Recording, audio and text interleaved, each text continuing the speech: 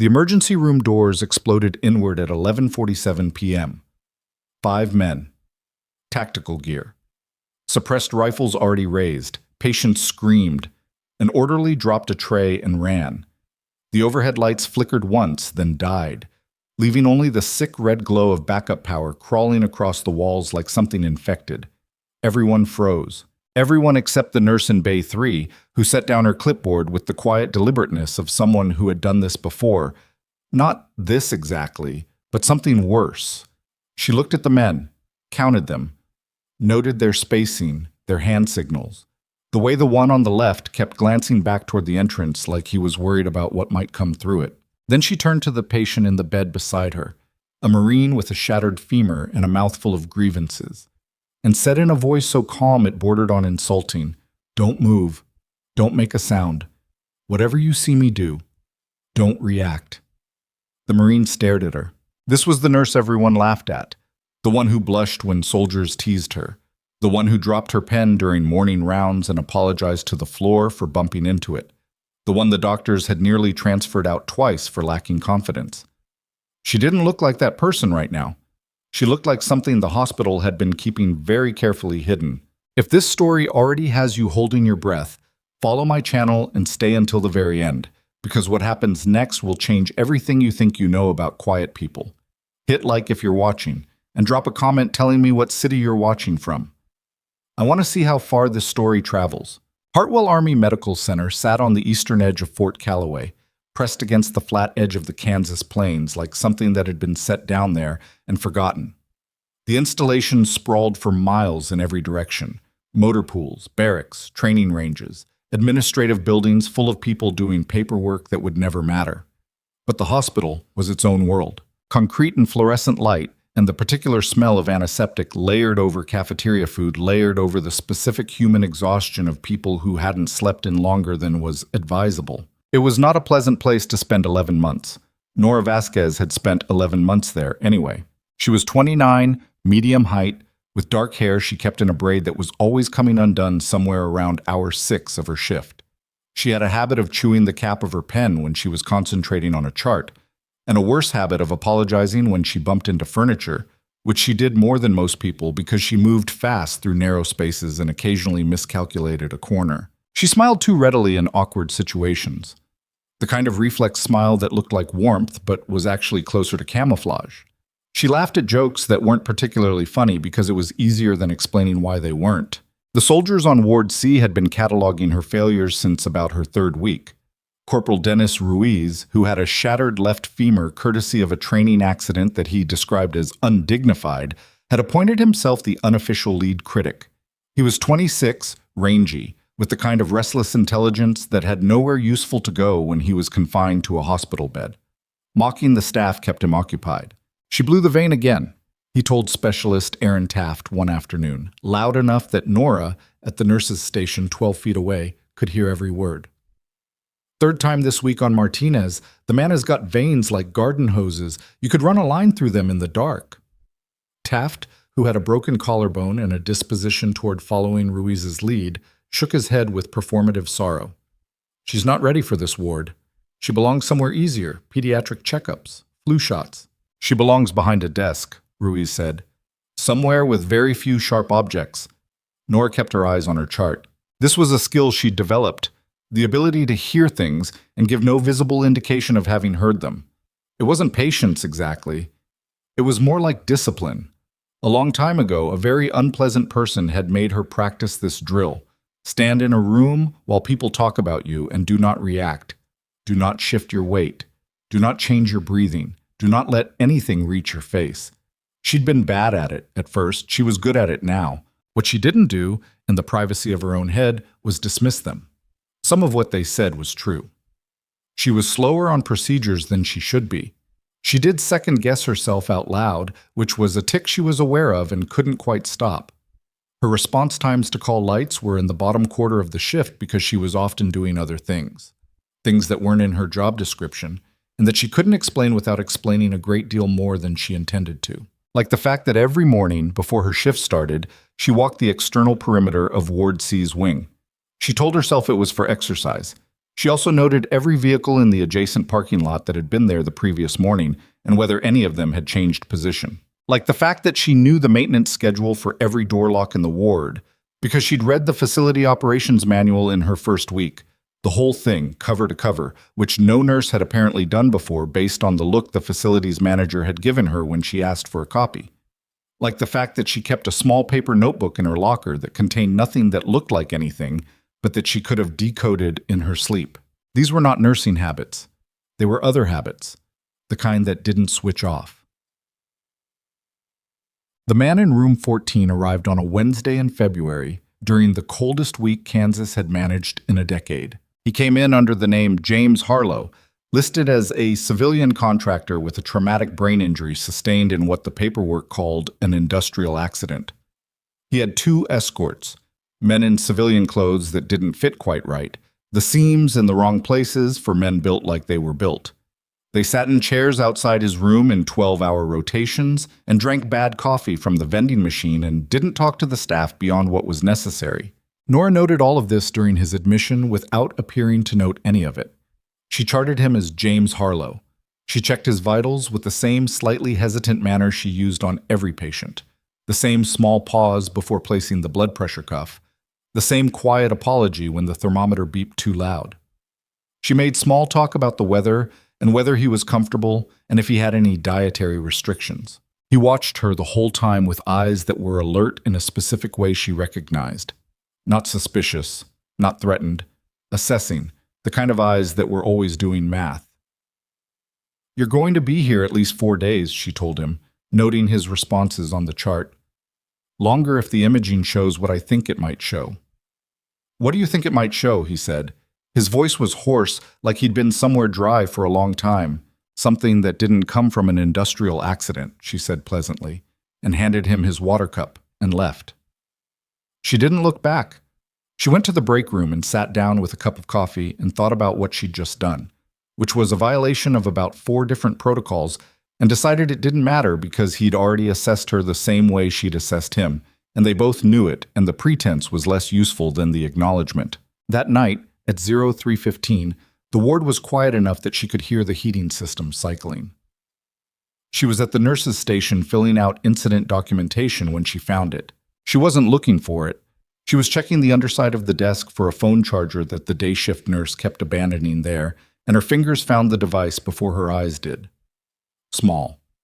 Magnetic mount, roughly the size of a USB drive but thicker, with a texture on one side that she recognized without wanting to. She held it under the desk for a moment. Relay transmitter. Not a recorder. It didn't store anything. It transmitted continuously, which meant there was a receiver somewhere within a few hundred meters, which meant someone was listening to everything said at this nurse's station in real time. She replaced it exactly where she'd found it. She stood up. She walked to the break room. She made herself another cup of coffee that she had no intention of drinking and sat at the table and went through her options the way she'd been trained to do it, systematically, without urgency, because urgency made you miss things, and missing things had consequences she had been trying to avoid for 3 years. She could report it to hospital security, who would escalate it to the installation's military police, who would start an investigation that would alert whoever placed the device that it had been found. She could report it directly to the escorts outside room 14, which assumed they weren't the ones who placed it. A reasonable assumption, but not a certain one.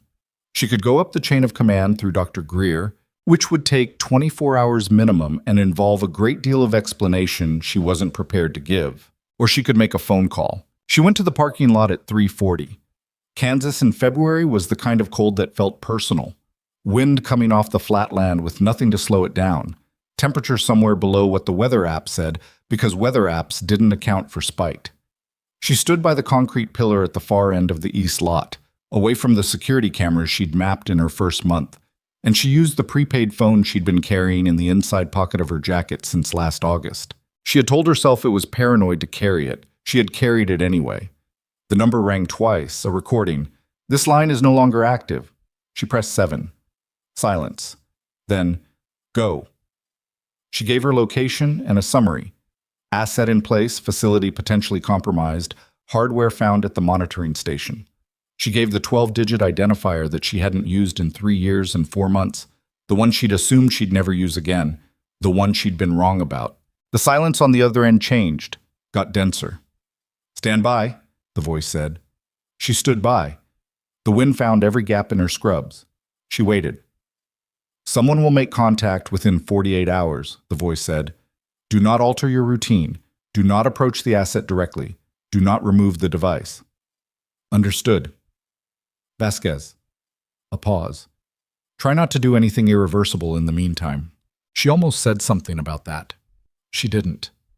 "I'll do my best," she said, and ended the call, and went back inside where it was warm and smelled like antiseptic, and the fluorescent bulbs in Bay 4 were still buzzing and would probably be buzzing until the building fell down.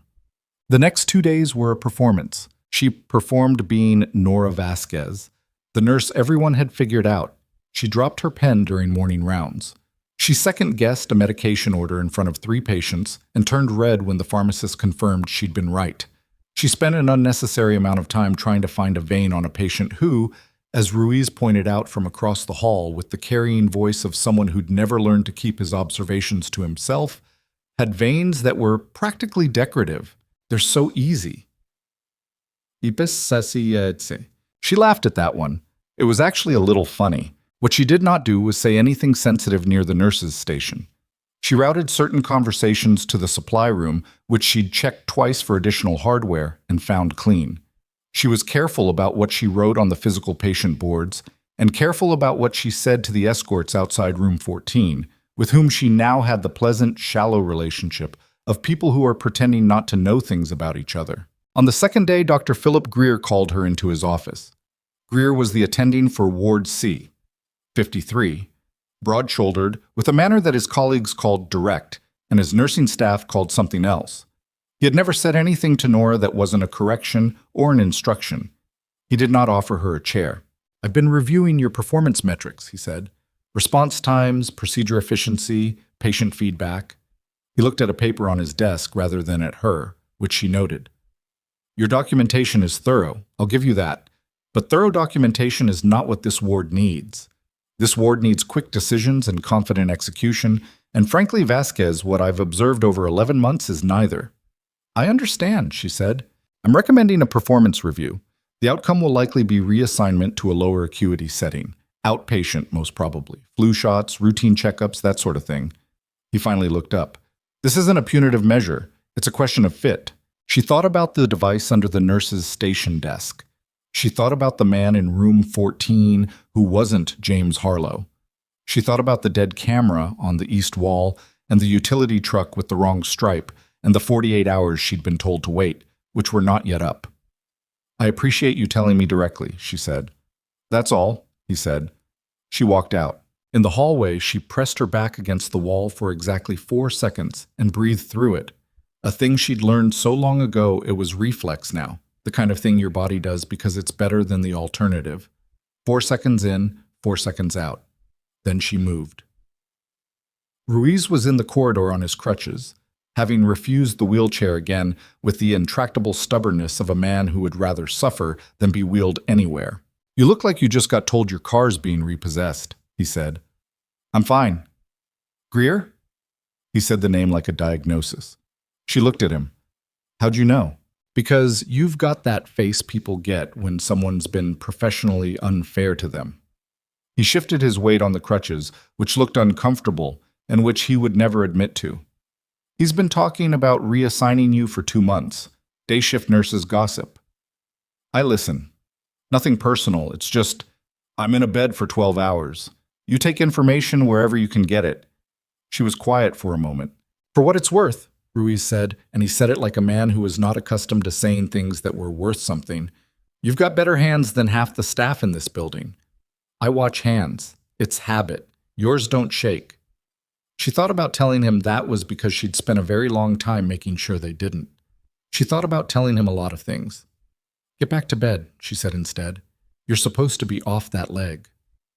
"The leg disagrees." "The leg doesn't get a vote."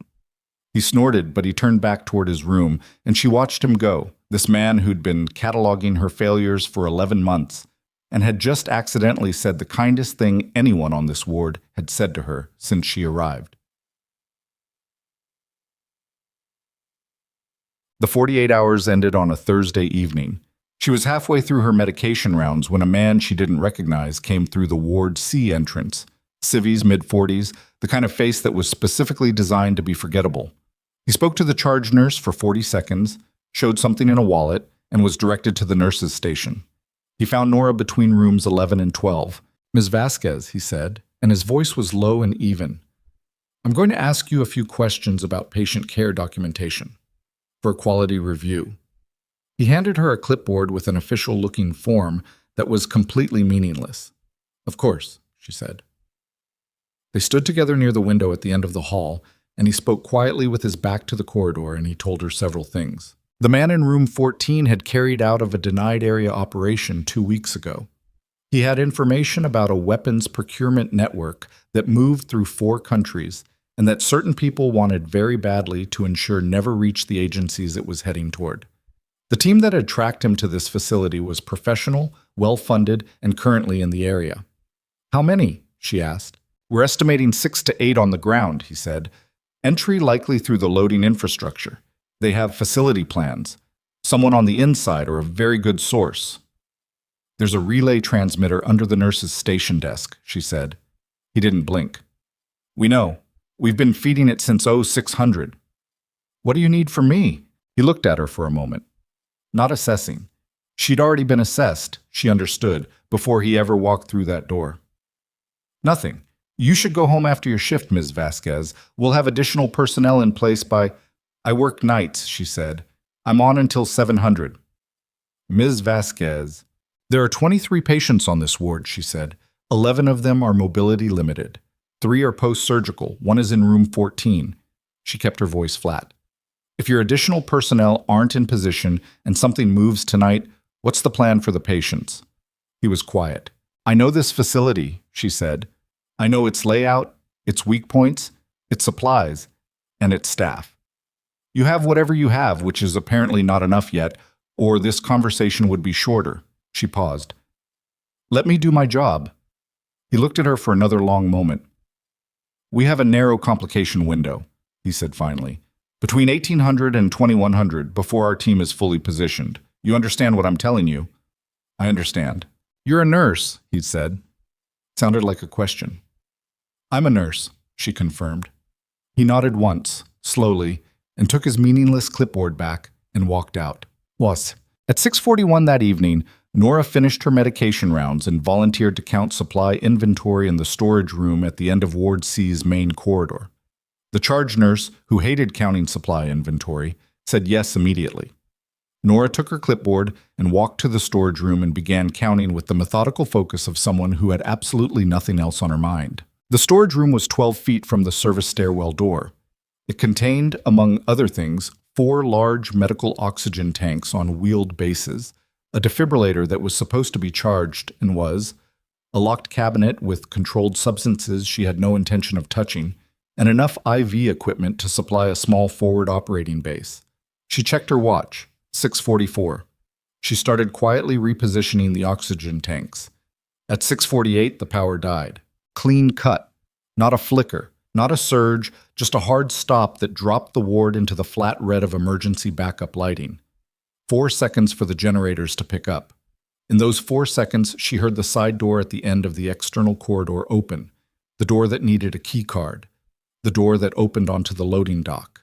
She heard footsteps. Multiple. Deliberate. She heard a voice say something low in a language she knew. She knew several. And she heard the specific plastic-on-metal sound of weapons being shifted to a carry position. She didn't hesitate. Hesitation was a luxury she'd stopped being able to afford a long time ago. She moved the second oxygen tank into position and crouched in the alcove behind the supply shelf and waited, and the wait was 11 seconds, which was long enough to be sure and short enough to matter. And then the first man came around the corner.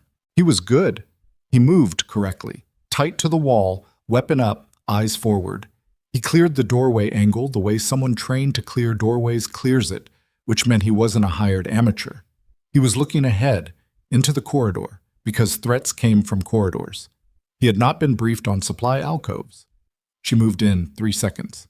First move, his weapon hand redirecting the barrel away from anything that mattered. Second, his balance, one step that changed everything about his center of gravity. Third, the trauma shears from her left pocket, pressed into the nerve cluster at the side of his neck with precise and unpleasant force. And he went down the way the lights had gone down. Not gradually, just stop. She caught the weapon before it hit the floor, checked the corridor. Clear. For now. She was breathing hard. Not from effort. From the adrenaline that came with the territory and that she had never, in 8 years, fully made peace with. Her chest was doing something complicated and her hands were completely steady, the way they always were, the way Ruiz had noticed, the way she'd never been able to stop them from being even when she wanted to look normal. From down the hall? Vasquez. Ruiz's voice, quiet, controlled, utterly different from the man who complained about mashed potatoes. The sniper's voice. How many? She looked at the man on the floor.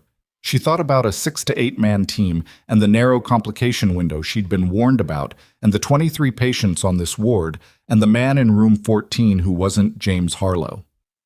Working on it, she said. She moved into the corridor. The emergency lights made everything the color of old blood. Somewhere deeper in the ward, too deep, too fast, already wrong. She heard the door to room 14 open from the outside. They had split the team. While she'd been handling the first entry point, a second element had already reached the asset. She was already running. She hit the corridor at a dead run. The emergency lighting turned everything flat and red. The kind of light that flattened depth and made distances hard to read, and she used that. Kept to the right wall where the shadows were deepest, weapon down, not because she was being cautious, but because she was doing the math while she moved. Room 14 was 60 feet ahead and around a left corner. The door she'd heard open was the exterior access panel, which meant whoever had gone through it had used a bypass. Not a keycard clone, a physical bypass, the kind that required advanced preparation. That told her something about timeline. They hadn't improvised this. They'd been building toward it for days. She rounded the corner and pulled up short. 2 men in the corridor outside room 14.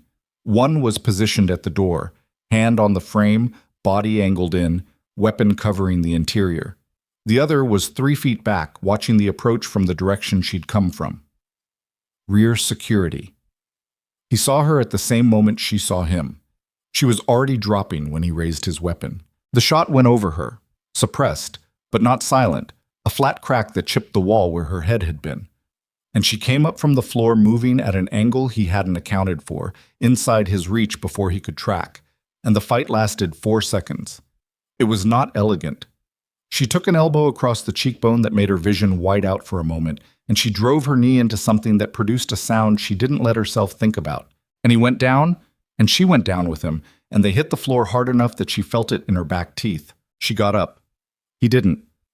Her cheek was already swelling. She tasted blood where she'd bitten the inside of her lip.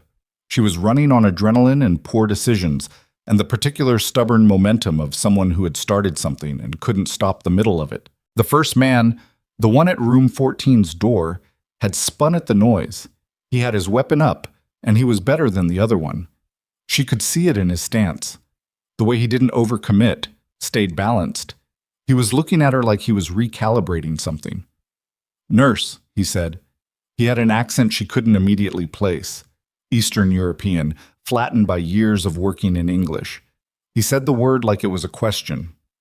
"Room's occupied," she said. He almost smiled. "Step aside." "No." He fired. She moved left, not fast enough, not quite, and the round caught her right side, high, below the ribs. Not penetrating.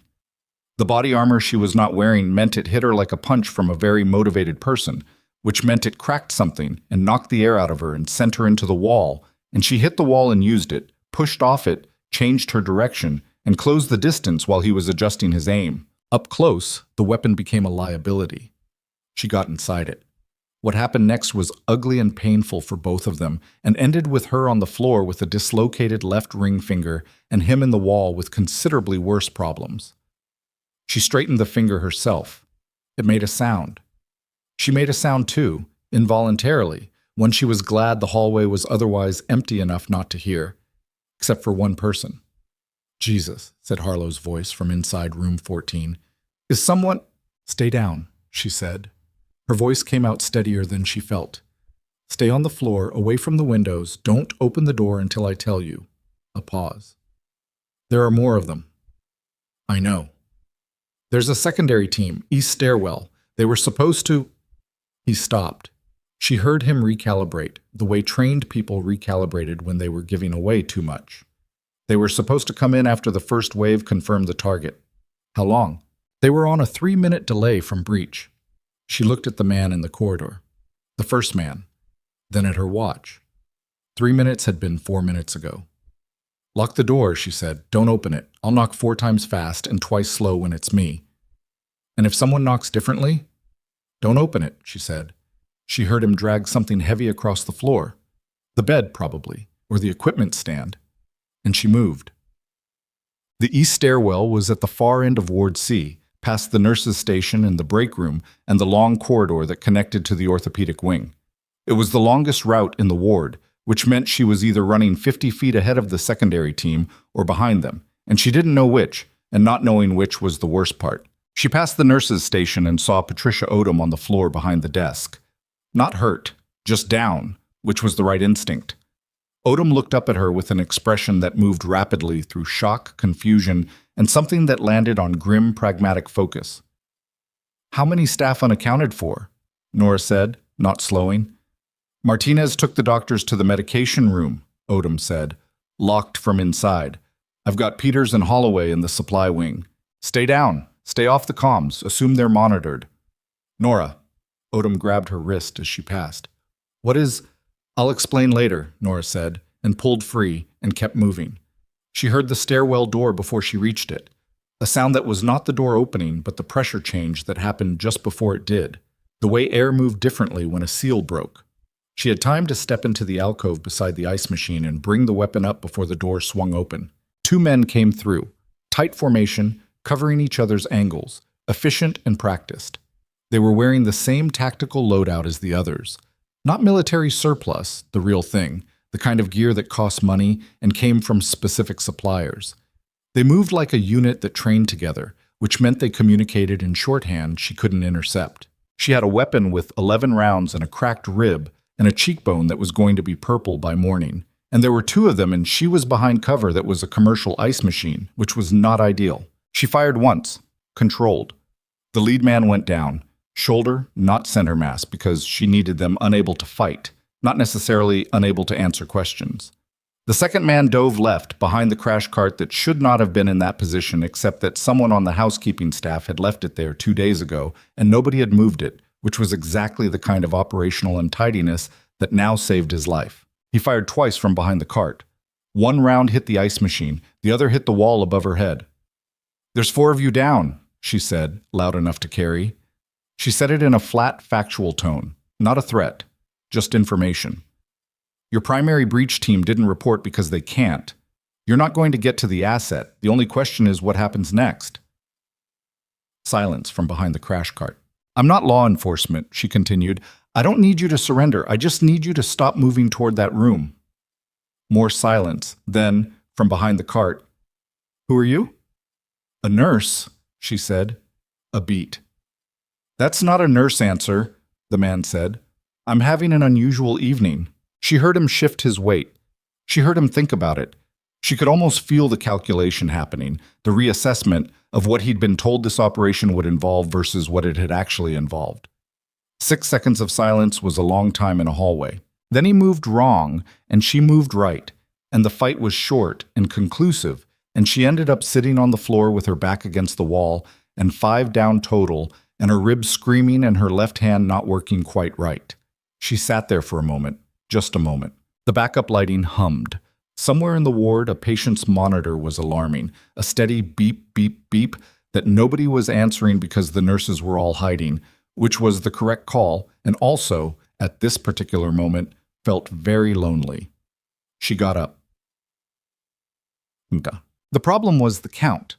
6 to 8, the man with the meaningless clipboard had told her. She had 5, which meant somewhere between 1 and 3 people were still in this building, and she didn't know where, and she had 7 rounds left in one hand that was operating below spec. She went back to the nurse's station. Odom was still there, still on the floor, still had the particular expression of a woman who had been a trauma nurse for 30 years and had developed deep reserves of practical calm that were currently being tested in ways they had not been designed for. "I need a count," Nora said. "Every patient on this ward. Who's ambulatory, who isn't, who's on equipment." Odom looked at her, at the weapon, at the state of her face. "Nora, I know." "You're bleeding. I know that too." She pulled a gauze pad from the supply drawer with her right hand, pressed it to her cheek, held it there. "The count." Odom's jaw tightened. She pulled the ward roster from under the desk where she'd had the presence of mind to grab it when the lights went out. 23 patients. 9 are fully ambulatory. 6 are limited mobility. 8 are non-mobile. 3 post-surgical, 2 traction, 3 on continuous monitoring. "Ruiz," Nora said, "ambulatory, crutches." Which meant Ruiz was somewhere in this ward on crutches in the dark, with at least 1 and possibly 3 armed mercenaries unaccounted for, which was bad in general, and specifically bad because Ruiz was the kind of person who, when confronted with a threat, would do something rather than nothing. She'd learned that about him. It was the quality that had gotten him shot in the first place. "The ambulatory patients," she said. "Where are they?" "I told Peters to put them in the orthopedic wing common room. It locks from inside." "Good." She pulled the gauze away, checked it. Still bleeding, not badly. She pressed it back. "If the QRF comes in, they'll come from the main entrance. When you hear them, that's when you move everyone, not before. Before that, everyone stays locked." "QRF," Odom repeated. "You called? Someone else called them. They're coming. I just don't know when." Odom looked at her for a long moment. In 30 years of trauma nursing, she had seen a great many things, and her face was the face of a woman currently filing this situation alongside those things and finding it unusual even by that standard. "Nora," she said, "who are you?" It was a genuine question, not hostile, not accusatory, just a woman trying to understand what she was looking at. "Right now," Nora said, "I'm the night shift." She moved. "Keep your head down." She found the 6th man in the pharmacy corridor, or rather, he found her. She heard him behind her and spun, and he was already close. Too close for the weapon, which he knocked aside before she could bring it to bear, and then they were in it, which was worse than she wanted at this point, because her body was accumulating damage in a way that was going to matter later. He was bigger than the others. Not tall, but wide, the kind of solid that took a long time to build and didn't go down easily. He hit her twice in the side.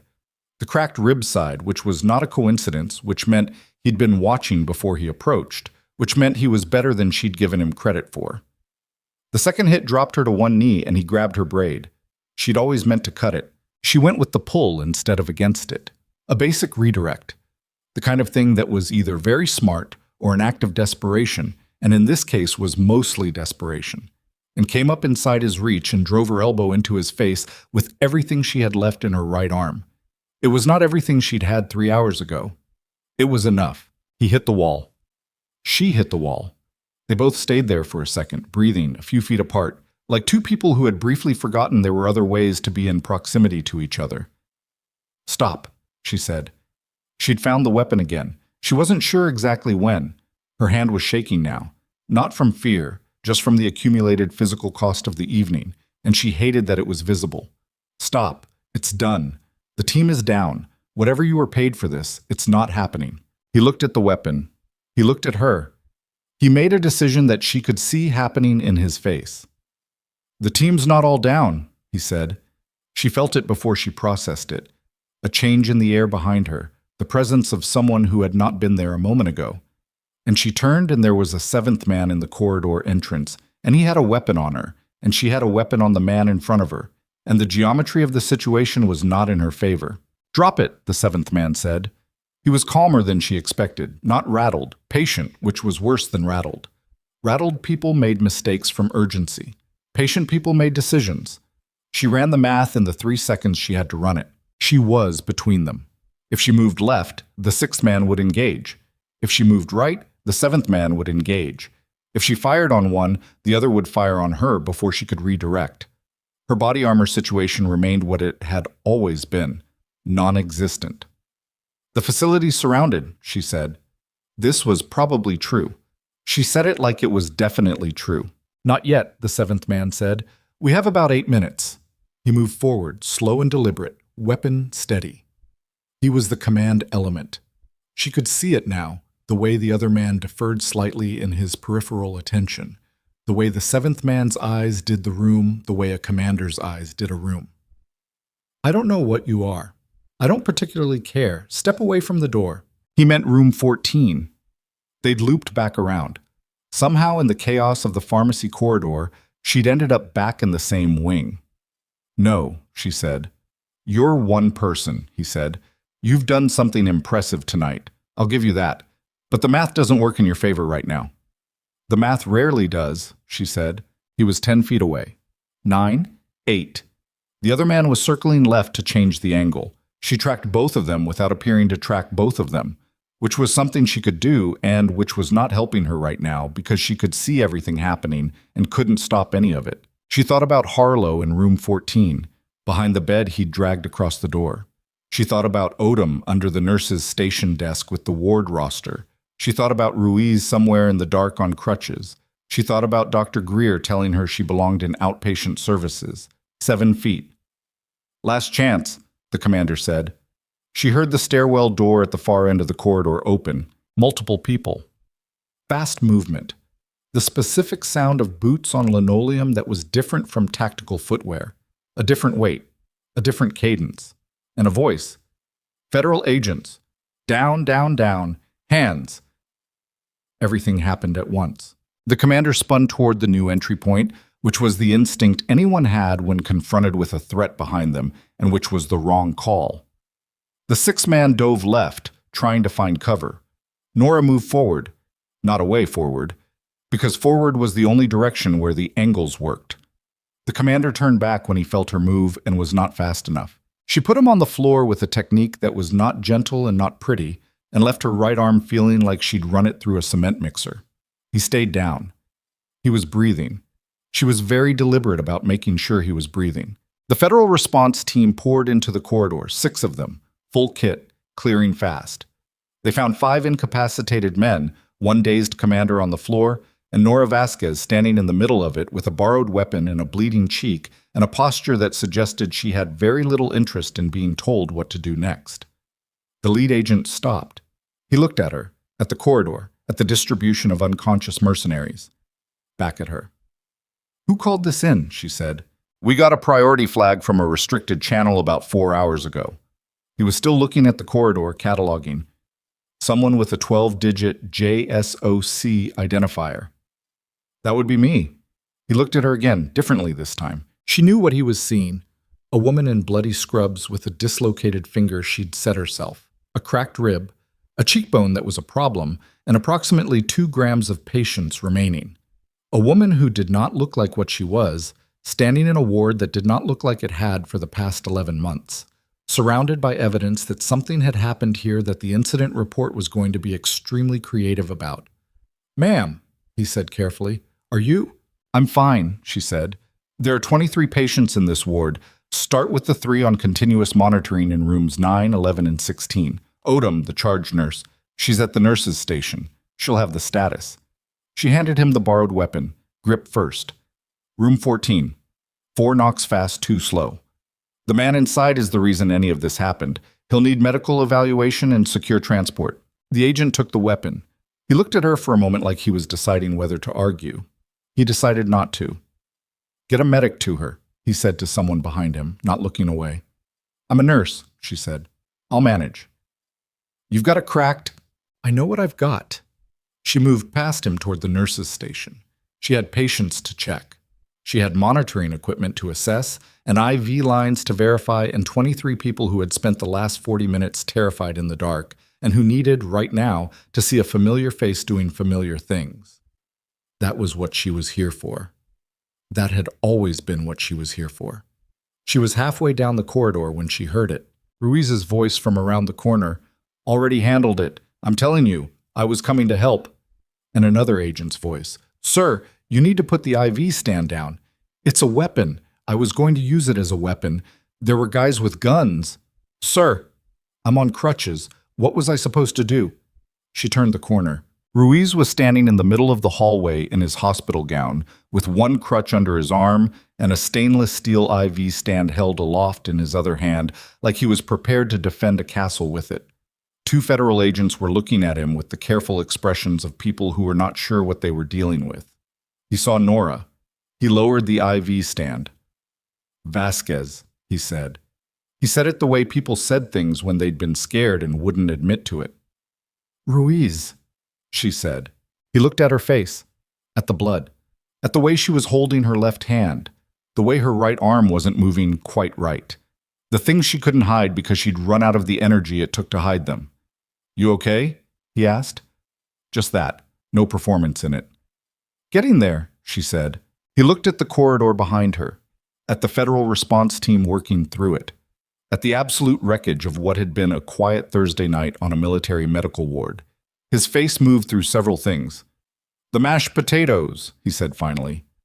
What? I said they were terrible. He looked at the floor. That was Tuesday. I was being... He stopped. Tried again. I said some things. To Taft. About you. He was not a man who apologized easily. She could see the effort it cost him, the way it sat badly in his mouth. It wasn't right. It's fine, Ruiz. It's not, actually. He looked up. I watched what happened, some of it, from the doorway, before Peters made me go back. A pause. You're not what I thought you were. No, she agreed. What are you? She looked at him for a moment, at this man who had mocked her for 11 months and had grabbed an IV stand to come help her, and was standing in a hospital gown on one good leg asking her a real question. I'm your nurse, she said. Go back to bed. I'll check your IV in 20 minutes. He stared at her. Vasquez. Ruiz. You can't just... He stopped. His jaw worked. Okay, he said. Fine. He turned on his crutch, then stopped. For what it's worth. Whatever you are. I'm glad you were here. She didn't say anything to that. She walked him back to his room and checked his IV line, which had partially pulled when he'd grabbed the stand, so she wasn't wrong to check it, and she reset it with her right hand, which worked, and she didn't let him see how much the angle cost her shoulder. Stay in the bed, she said. Bossy, he said, but he stayed. She was back at the nurse's station, 15 minutes later, running through monitoring checks with Odom when the man with the meaningless clipboard appeared again. He looked at her with the expression of someone who had known what they would find and found it anyway, and was still processing the experience. 7 down, he said. 6 down and 1 restrained, she corrected. The asset is secure. Transport is 20 minutes out. He paused. You have a cracked rib. At minimum. You need to go to medical. I'm in a medical facility. Nora. He said her first name, which he hadn't before. You need to let someone take care of you. She looked at her patient board. Room 9, monitoring stable. Room 11, BP slightly elevated, needed checking. Room 16, surgical drain, had to verify output. 23 people. She knew all of them. Their medications, their histories, their fears, the names of the people they asked about when the nights were hard. 20 minutes, she said, when transport's here for Harlow. He looked like he might argue. 20 minutes, she said again, and picked up her clipboard. He didn't argue. She went to room 11 first because the BP was the most urgent. The patient, Sergeant First Class Willie Gorman, 44, bilateral knee replacement, loudest snorer on the ward, was awake and wide-eyed in his bed, the monitoring equipment blinking steadily beside him. What the hell happened? He said. Power outage, she said. Some complications? You're fine. She checked his line, noted his pressure, adjusted his pillow because it had slid sideways and he wouldn't say anything about it, but it would keep him awake. Your BP's up. That's stress response. It'll come down. I heard gunshots, he said. Suppressed fire, she said. Technically quieter. He stared at her. That's not reassuring. It's accurate, though. She finished her check. You're good. Try to rest. Try to rest, he repeated, like she'd suggested something absurd. Vasquez, there are federal agents in my hallway. I know, they're friendlies. How do you know? Because the other ones are on the floor, she said, and moved to the next room. Behind her, she heard him say something to himself. She didn't catch all of it. She caught, "What kind of nurse?" and let it go, yeah. At 8:43 p.m., she was in the supply room, standing because sitting down had started to seem like a commitment she couldn't honor. When Dr. Greer appeared in the doorway, he looked at the corridor. He had arrived back at the hospital after receiving a call that something had happened, which was the level of detail he'd apparently been given, and was now encountering the something firsthand. He looked at the federal agents. He looked at the man being escorted out of room 14 on a gurney, the man who was not James Harlow, flanked by two of the response team members. He looked at the nurses' station, where Odom was running triage with the calm efficiency of someone who had decided that whatever happened tonight, she was not going to be the one who fell apart. Then he looked at Nora, at the state of her face, at her arm, at the borrowed gauze pad she was still intermittently pressing to her cheek. "Vasquez," he said. "Dr. Greer." He was quiet for a moment, the kind of quiet that wasn't absence of things to say, but presence of too many things and no clear order for them. "The performance review," he said finally. "Yes?"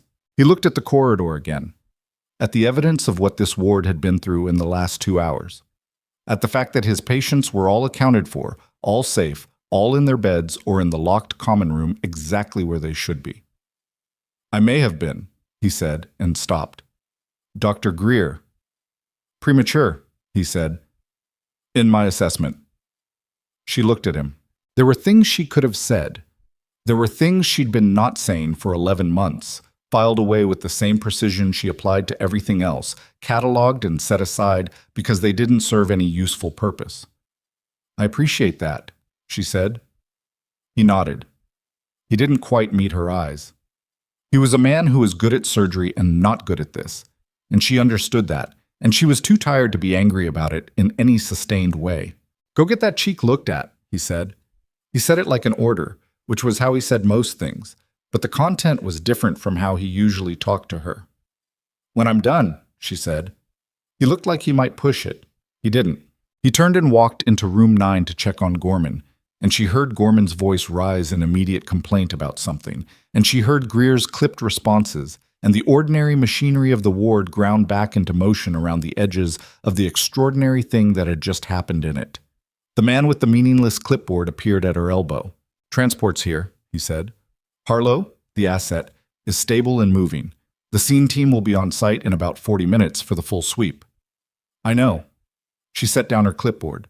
She was done, or as done as she was going to be before the scene team arrived and everything got official and documented and long. "One thing." "Yes?" "The relay device under the nurse's station. Whatever you fed it after 0600, make sure that's in the incident report. I want the people who placed it to know exactly what they got." He looked at her. "That's a specific kind of satisfaction." "It's an accurate kind," she said. He almost smiled. "I'll make sure." She picked up her clipboard again because there were still 2 monitoring checks she hadn't done and the night wasn't over. Her ribs had settled into a steady grinding complaint that she was managing by breathing shallowly, which wasn't ideal but was functional, and her left hand was down to about 60%, but that was enough for what she needed. She was 3 steps down the corridor when she heard it, Odom's voice sharp. "Vasquez!" She turned. Odom was at the nurse's station. She had the phone in her hand, the landline, which had come back online when the main power restored, and her face had changed. The practical calm was still there, but something had moved underneath it, something Nora couldn't immediately read. "There's a call for you," Odom said. "Secure line, military operator." A pause. "They're asking for a different name." Nora went still. "What name?" she said, though she already knew. Odom looked at the phone, at the name written on the notepad beside it, which the operator had spelled out, and which Odom had written down with the careful handwriting she used when something mattered. She looked up at Nora. "They're saying it's urgent," Odom said. "They're saying you'll know what it means." She held out the notepad. Nora crossed to the station. She looked at the name. 3 years, 4 months, 11 days, approximately. She'd stopped counting at some point, which had seemed like progress at the time. She picked up the phone. Vasquez, she said into the phone. Silence on the line. Not dead silence. The kind that had people in it.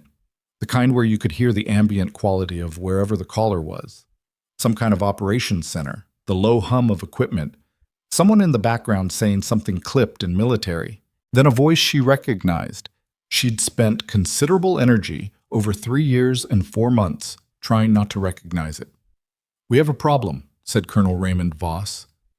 He sounded exactly the same. That was the thing about Voss. He had the kind of voice that didn't change with circumstances, flat and efficient, the voice of a man who had decided long ago that tone was a luxury. She'd worked under him for 4 years. She knew every register of that flatness. You're going to need to be more specific, she said. I've had a fairly problem-dense evening. The team we sent to extract Harlow, he said. It wasn't the only team. She felt something shift in her chest. Not the rib. Something else. Explain, she said. The network that sent the mercenaries to your facility, they had a contingency. A secondary extraction, separate from what hit you tonight. Different target. Harlow's already moving to transport, she said. He's secure. It's not Harlow they want anymore. A pause. The background noise at his end shifted. Someone gave an order. Something beeped. When Harlow was extracted from the denied area 2 weeks ago, he wasn't alone. There was a secondary asset, local source, deep cover, 18 months in place. She was supposed to come out with him. Nora was very still. She didn't make it to the extraction point, Voss continued. We listed her as compromised, burned. Another pause. Voss didn't usually pause. She'd worked with him long enough to know what his pauses cost him. We were wrong. She surfaced 48 hours ago through a tertiary channel. She's alive. She's been running dark for 2 weeks. Where is she? That's the problem. His voice dropped half a register. Not warmer, just more contained, like he was managing something carefully. She made contact from inside this installation. The fluorescent lights buzzed in the hallway. Nora looked at the corridor. The federal agents, the scene team beginning to arrive, Odom at the station with her hands flat on the desk like she was steadying herself. She's here, Nora said. Not a question. She checked in as a patient 4 days ago. Civilian admission, trauma unit. She's been waiting for a window. A beat. She knows about you. She asked for you by the old designation, the 12-digit number, the one Nora had used from the parking lot 3 nights ago. She's hurt, Nora said. Significant. The network has someone inside your facility, not the mercenary team, someone else. Someone already embedded. She can't move without being seen, and if the network's internal contact identifies her, they'll finish what the extraction team didn't. Yes. Nora looked at the notepad on the nurse's station. The name Odom had written down. Not her name. The old name. The one attached to a file she'd thought was closed. Which ward, she said. Trauma unit. Bed 7. She's listed as a Jane Doe pending ID, GSW to the left thigh, blunt chest trauma. She came in through the ER on Tuesday. Tuesday. 2 days ago. Nora had been on Ward C for all of it, 40 feet from the trauma unit entrance, and she hadn't known. The internal contact, she said. Do you have a description? No. Could be staff, could be a patient, could be someone in facilities. The network runs very clean. All we know is that they're in the building and they have a photo of the asset. If I move her, the contact may see it. If you don't move her, the contact will eventually confirm her location and the network will send a cleaner. Something quieter than tonight. His voice was as flat as ever. The federal team on site, they're clean, but they don't know about the secondary asset. Bringing them in means expanding the circle, and the last time we expanded the circle on this operation, we got tonight. So it's me, she said. I'm not ordering you to do anything, Voss said. You're a civilian nurse. You've been out for 3 years. This is... You called me, she said. A silence. I called you, he agreed. She pressed the gauze pad against her cheek one more time and looked at the damage report her body was quietly filing. Ribs, hand, shoulder, cheek. She did a realistic accounting of what she had left and what the task required and whether the math worked. It didn't particularly. Bed 7, she said. Trauma unit. Vasquez. He stopped, started again. Her name is Leah Marcos. She's 26. She spent 18 months in cover because we asked her to, and then we left her there for 2 weeks because we thought she was gone. Another pause, and this one was different from the operational ones. Don't leave her there. She set the phone down. Odom was watching her. I need a favor, Nora said. The trauma unit was 1 floor down and on the opposite side of the building, which required navigating a corridor that the federal team had partially locked down for the scene sweep. Nora had changed into a fresh set of scrubs, her own spare set from her locker, the ones she kept for the inevitable end-of-shift disasters. And she moved through the building the way she always moved through it, at exactly the pace of someone who had somewhere clinical to be and a reason to be there. The agent at the corridor checkpoint looked at her badge. Trauma unit, she said. I've got a patient with an unstable line. He checked something on his tablet. He looked at her face, the cheek, the bruising already deepening. You should be getting that looked at, he said. I'm a nurse, she said. I'll get to it. He let her through. The trauma unit ran on its own rhythm, separate from Ward C, more acute, faster, louder, even at 9 p.m. when the first chaos of the evening had settled into the sustained effort of keeping people alive. The night team was at half staff because 2 of the nurses had been in the building during the lockdown and were still being processed by the federal team, and the charge nurse on duty had the look of a man running on cortisol and institutional stubbornness. Nora didn't check in at the nurses' station. She picked up a chart from the rack near the entrance, any chart, one that gave her a reason to be walking through the unit, and moved toward the beds. Bed 7 was partitioned by a curtain. She could see the vitals monitor through the gap at the bottom, stable, which was relative for someone with a GSW and chest trauma. She could also see from the corner of her eye something she hadn't been looking for and now couldn't look away from. The man in the chair at the nursing station entrance. He was in civilian clothes. Middle-aged, unremarkable, the kind of face that didn't register.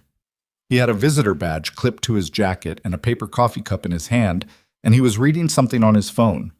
He had not looked up when she entered, but when she moved toward the partitioned beds, his eyes came up. Just for a second, then back to his phone.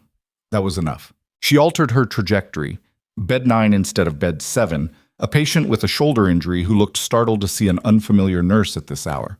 She smiled, checked his chart with the performative thoroughness of someone doing a routine check, asked him how his pain was, adjusted his pillow, and spent the entire 2 minutes cataloging the man at the station entrance in her peripheral vision.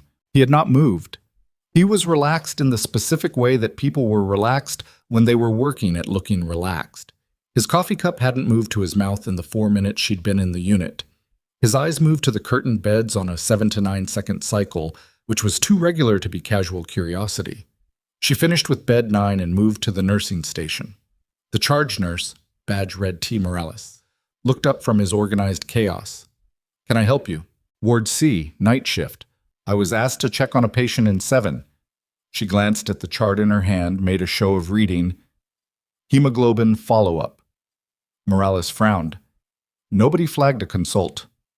It might have gotten lost in the shuffle tonight, she said, with the mild apologetic tone she'd spent 11 months perfecting. It's been a night. He looked at her cheek. Yeah, he said. Okay, chart's in the rack. Don't wake her if she's out. She's been in and out all evening. Of course, she said. She pulled the chart for bed 7 and moved toward the curtain. As she passed the man with the coffee cup, she dropped the chart. It was not an accident. He bent to pick it up. The reflex was automatic, the social obligation of the person nearest to a dropped object.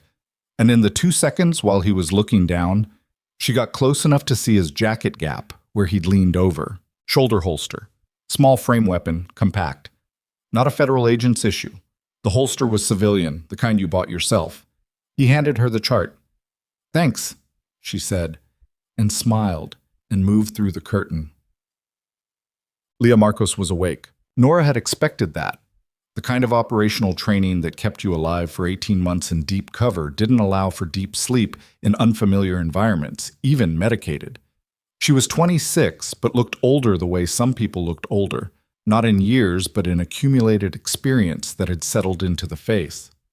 Dark hair, cut short in a way that suggested it had been shorter recently and was growing back.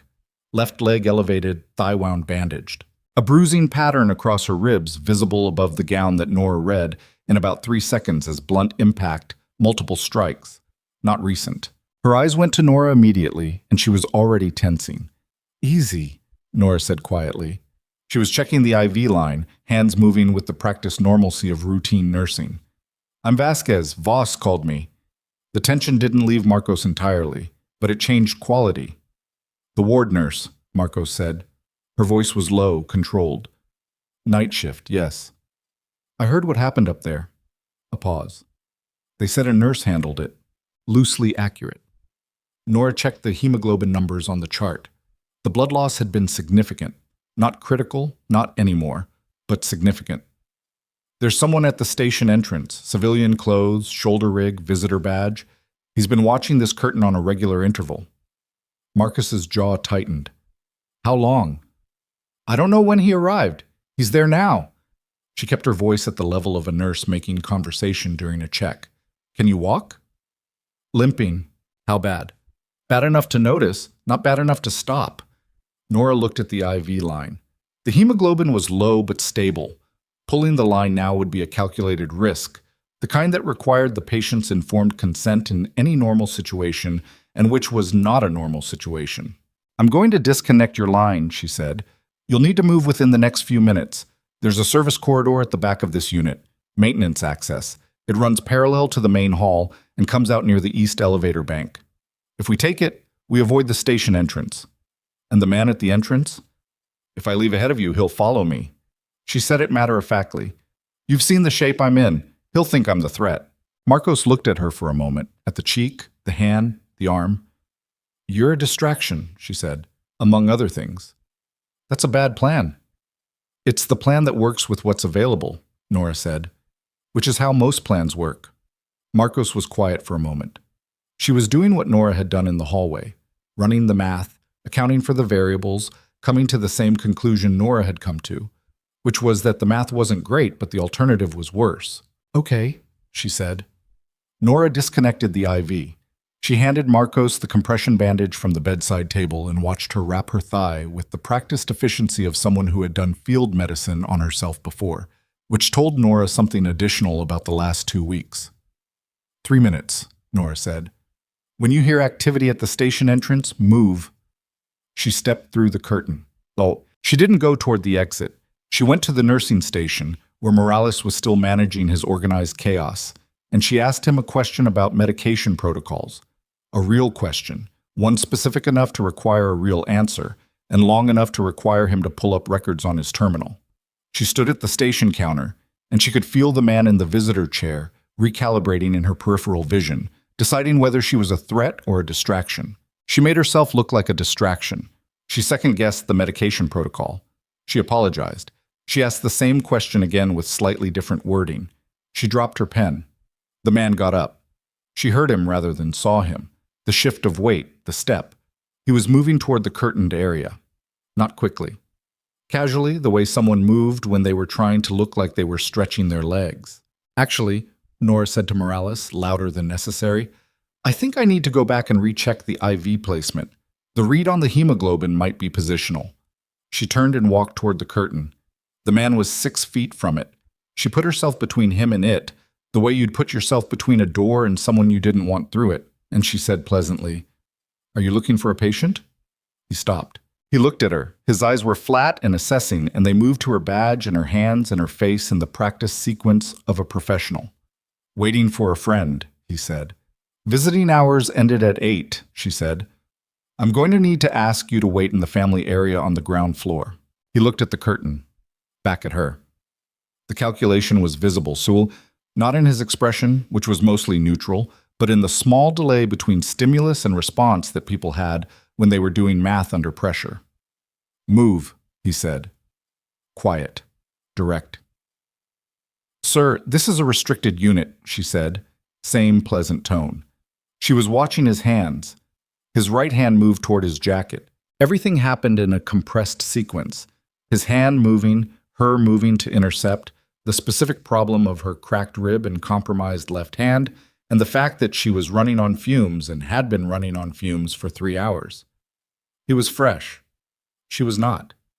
The first exchange went badly for her.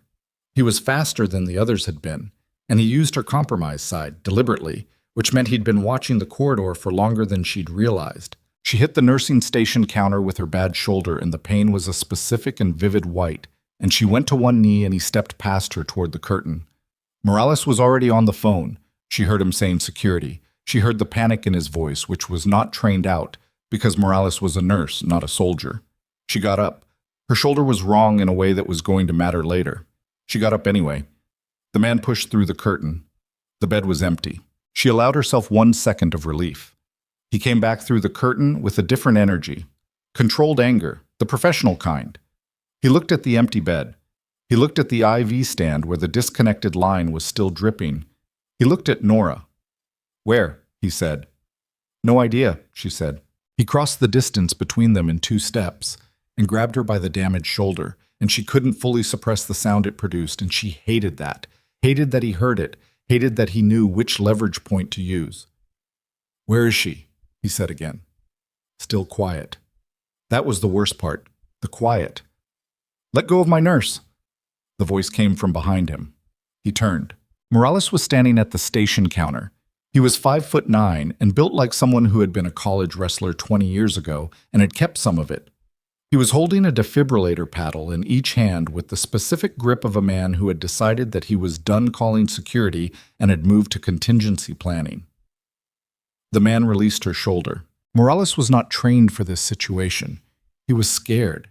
She could see it in the set of his jaw, the way his breathing was slightly elevated. But he was standing there anyway, which was a kind of courage that didn't get named often enough. "Security's on the way," Morales said, "and 3 of those federal agents from upstairs. So I'd stay put if I were you." The man looked at Morales, at the paddles, at Nora. He made an assessment. He ran. Not toward the main entrance.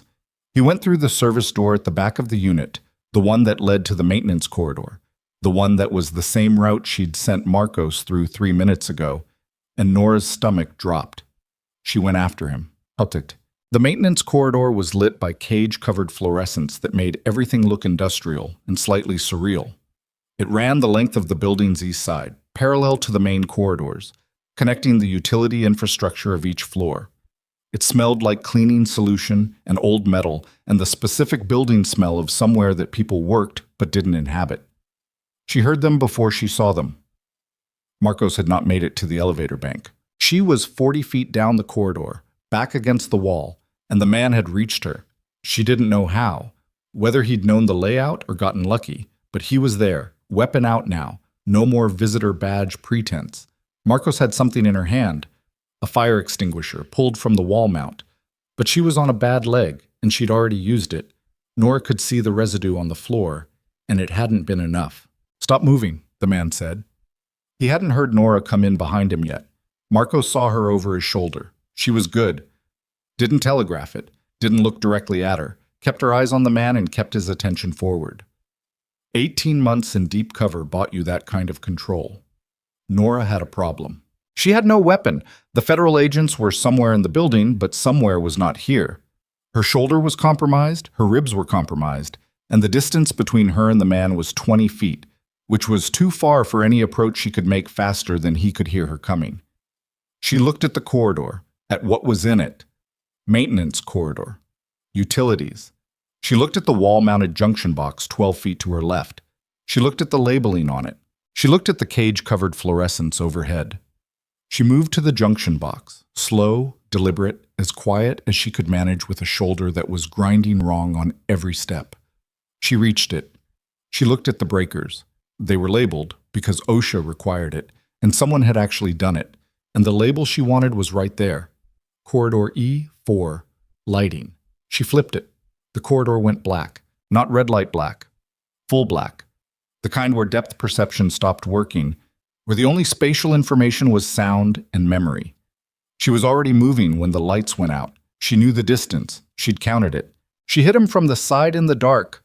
Not cleanly, nothing tonight had been clean, and the weapon discharged once, a deafening crack in the enclosed space that hit the ceiling, and the ricochet sang off the metal wall, and then they were on the floor and she was running on will and the specific stubbornness of someone who had decided that this was not how this ended. He was stronger. He used it. She felt her cracked rib flex wrong, and the breath left her in a way she couldn't control, and she couldn't see anything, and she was losing the ground game, and she knew it. Then a sound. Metal on skull, precise and not gentle. The fire extinguisher. Marcos, in the dark, on a bad leg, had found her target by sound and had not missed. The man went still, silence in the corridor. Both of them breathing hard, the specific aftermath breathing of people who had been in it and were now out of it and hadn't quite gotten word to their lungs yet. "Are you?" Marcos started. "Give me a second," Nora said. She lay on the floor of the maintenance corridor for a second. The fluorescence flickered back on. Someone had noticed the breaker trip and reset it, or it had reset automatically. She wasn't sure, and it didn't matter. The light came back and she was on the floor and her shoulder was a problem and her ribs were a problem and her left hand was still 60%, and she was looking at the ceiling of the Hartwell Army Medical Center maintenance corridor, thinking about the specific chain of decisions that had brought her here. Then she got up. Marcos was 3 feet away, leaning against the wall, weight off the bad leg, fire extinguisher still in her hand. She was pale under the fluorescent light. She looked at Nora with an expression that was something between professional assessment and something more human than that. "You're in bad shape," Marcos said. "I've had worse." "When?" Nora thought about it. "I'll get back to you." Marcos almost laughed. It came out short and exhausted, but it was real. "We need to move," Nora said. "There may be more." "There's not," Marcos said. He was the cleanup element. One man embedded stays in place. If he's down, the network thinks the operation's compromised and pulls back. She pushed off the wall. "That's how they run. I spent 18 months learning how they run." "Okay." Nora looked at the corridor. "Elevator bank is ahead. Federal staging area is on the ground floor." "I know." Marcos didn't move immediately. She was looking at Nora with that expression again, the one that wasn't quite professional. "Voss told me about you," she said. "What happened? 3 years ago." "That's not relevant right now." "He said you left because you lost people," Marcos said.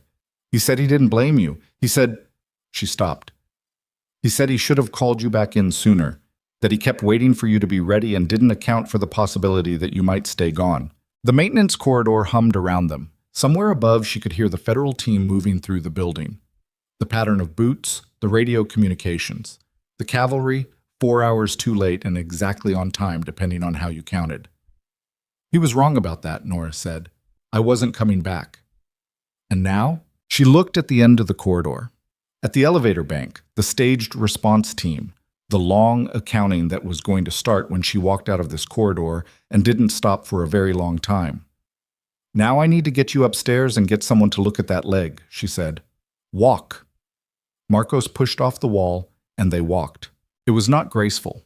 Marcos's leg was bad, and Nora's shoulder made her stride uneven, and they were 2 damaged people in a maintenance corridor under fluorescent lights, and it was nothing like any version of this she might have imagined.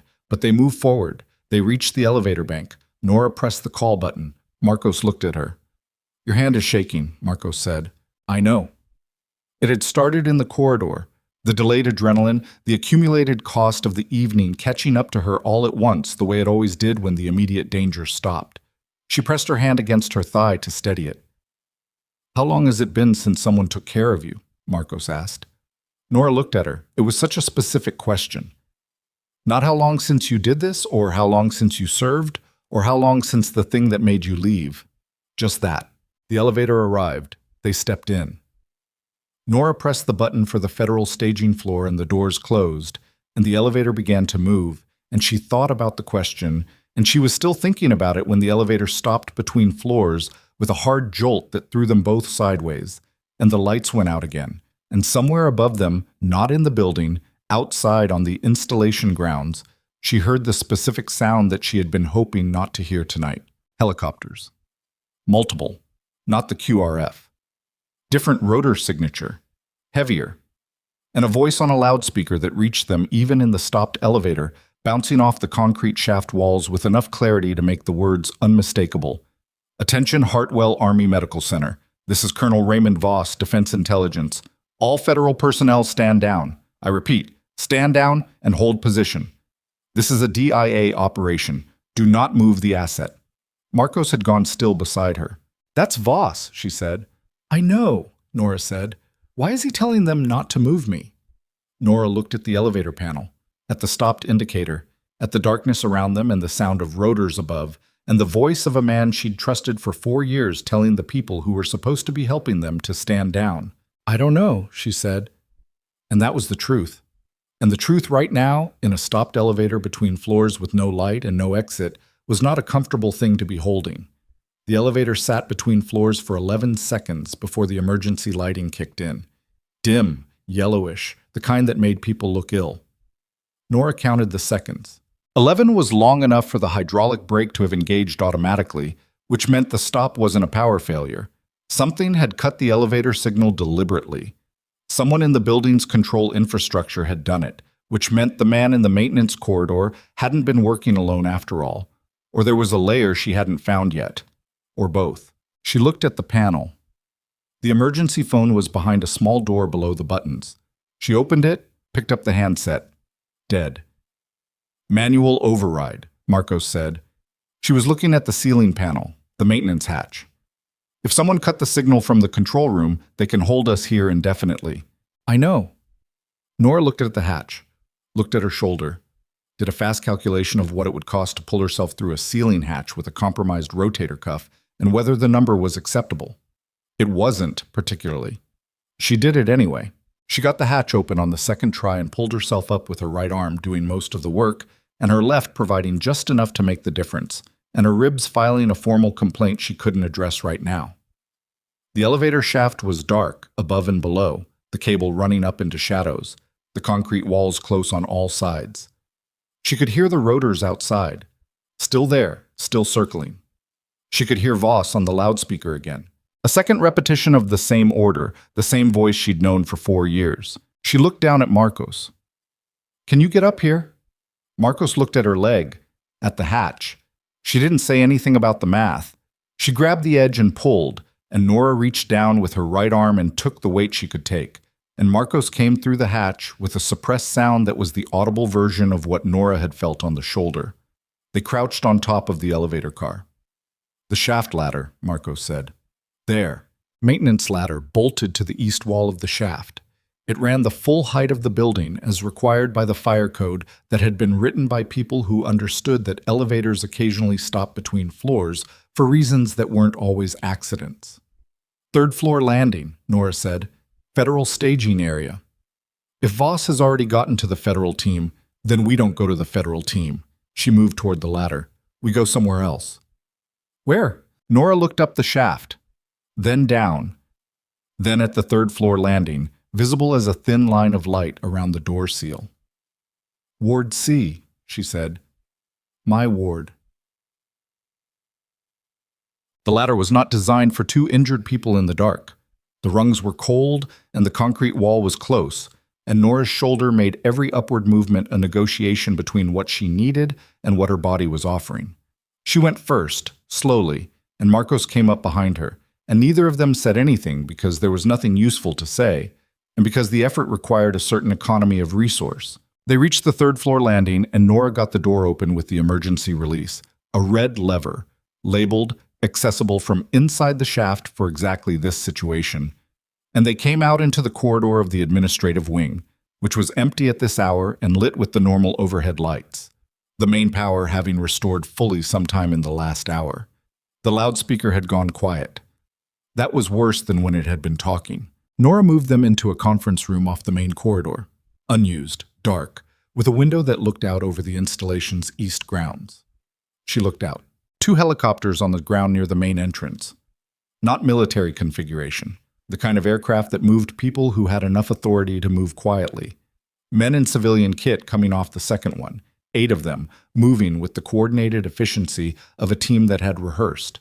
And at the center of it, directing the ground team's staging with the flat-voiced authority she recognized from 4 years of working underneath it, Colonel Raymond Voss.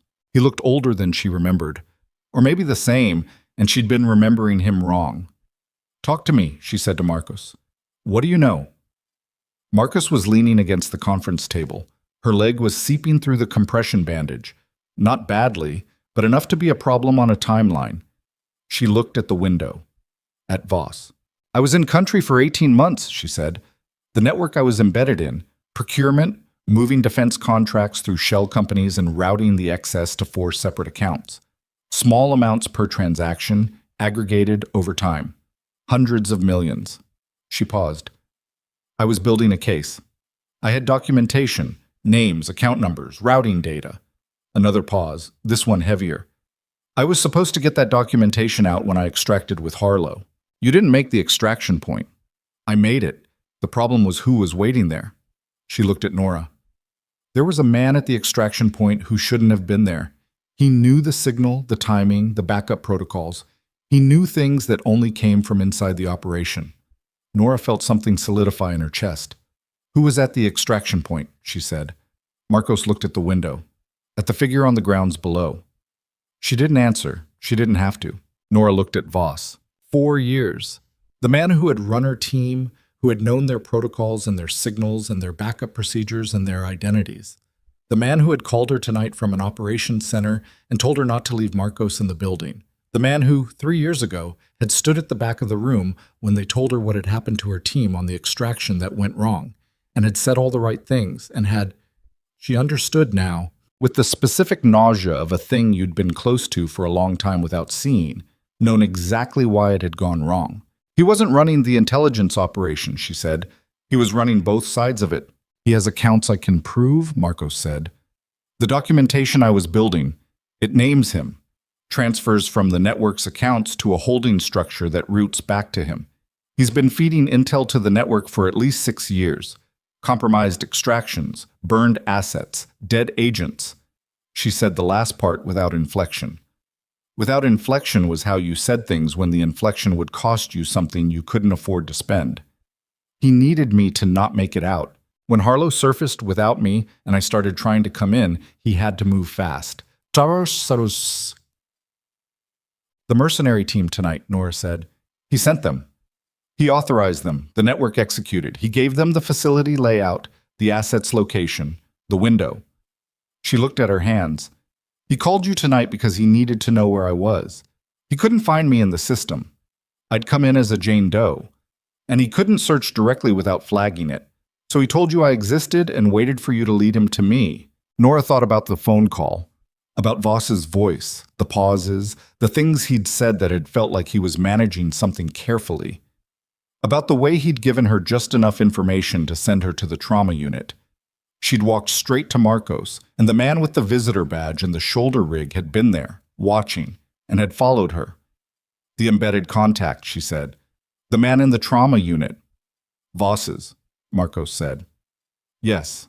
Outside on the grounds, Voss was finishing something with the team lead. He was looking at the building now.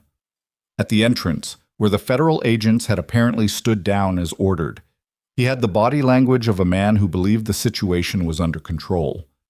Nora looked at her options.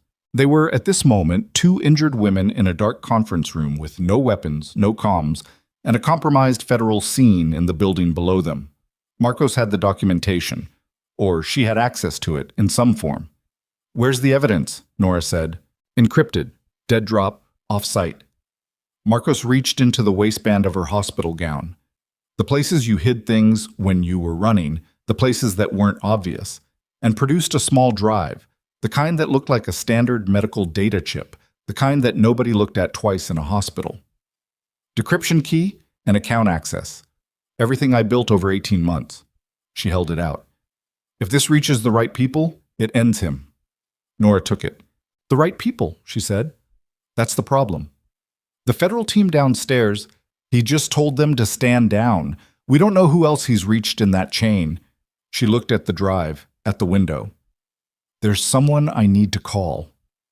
Who? Someone who doesn't report to Voss, she said, and who answers the phone. She used the conference room's landline, which was on an internal hospital system that routed through a central switchboard. Not secure, but not on the same infrastructure as the channels Voss would be monitoring. She called the Ward C nurses station. Odom answered on the second ring. It's me, Nora said. I need you to do something, and I need you not to ask why until later. A pause. The pause of a woman who had already had the kind of evening that made unusual requests seem comparatively normal. Go, Odom said. The federal agent who came through Ward C earlier, not the team, the one who came alone, showed credentials to you before I came in. Older, forgettable face, carried a clipboard that wasn't real. I remember. He's still in the building. Find him. Tell him Vasquez needs him in the third-floor administrative conference room B. Tell him it's about the secondary asset and a 6-year penetration. She paused. Tell him Colonel Voss is on the grounds. A longer pause. Nora, Odom said. Her voice was careful. What are you into? Something that started before I got here, she said. Please, Patricia. It was the first time she'd used Odom's first name in 11 months. Another pause, shorter. Give me 5 minutes, Odom said. Nora set the phone down and looked at Marcos, who was watching her with the same expression she'd had in the maintenance corridor. The one that was more than professional. You trust her? Marcos said. She grabbed my wrist in a ward full of mercenaries to ask if I was okay, Nora said. Yes. Marcos nodded. She shifted her weight off the bad leg and didn't quite manage to hide the cost of it. Sit down, Nora said. I'm fine. You're bleeding through the bandage and you've been on that leg for 40 minutes after a GSW. Nora pulled out a chair. Sit down, I'll rebind it. Marcos sat. Nora worked on the leg with the supplies she'd thought to pull from the crash cart before leaving the trauma unit. Another thing she'd done without announcing, the way she did most useful things. The wound was clean, at least. Someone in the trauma unit had done good work on it. The rebleeding was exertion and circumstance, not re-injury. You're actually a nurse, Marcos said. It came out slightly surprised. What did you think I was? I thought you were someone playing a nurse. I'm both, Nora said. That's generally how this works. She finished the bind. Marcos looked down at it. Her expression was doing something complicated. 3 years ago, she said. The operation that ended your service. Voss was the lead on that too. Nora's hand stilled for a moment, then kept moving, cleaning up the wrap ends. Yes, she said. He burned your team. They called it a compromised extraction. Bad intelligence, wrong timing. She cut the tape. 3 people didn't come home. I was the only one who made it back because I was already on the way out when it went wrong. She pressed the last piece of tape flat. I thought it was my fault for years. That I'd missed something, that I should have called it earlier. She looked up. I'm currently revising that assessment. Marcos looked at her. I'm sorry, Marcos said. Not as a formality. As the actual thing.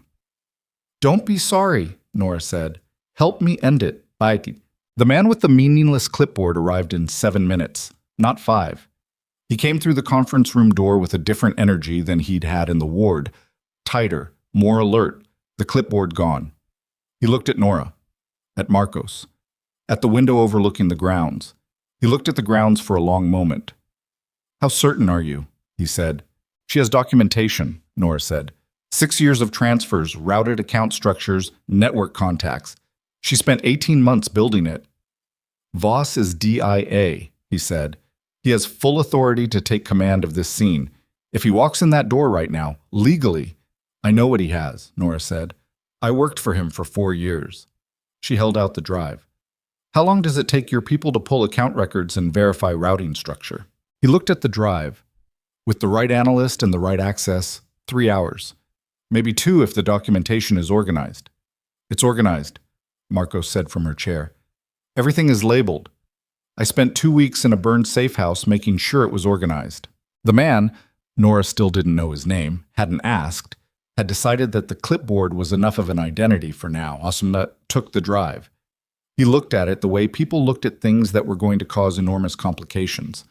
I need to get this to my team, he said. Off-site. You need to do it before Voss finishes whatever he's doing downstairs and starts looking for her, Nora said. Which means you have... She looked at the window at the activity on the grounds. Maybe 20 minutes before he realizes she's not in the system and starts pushing. He nodded once.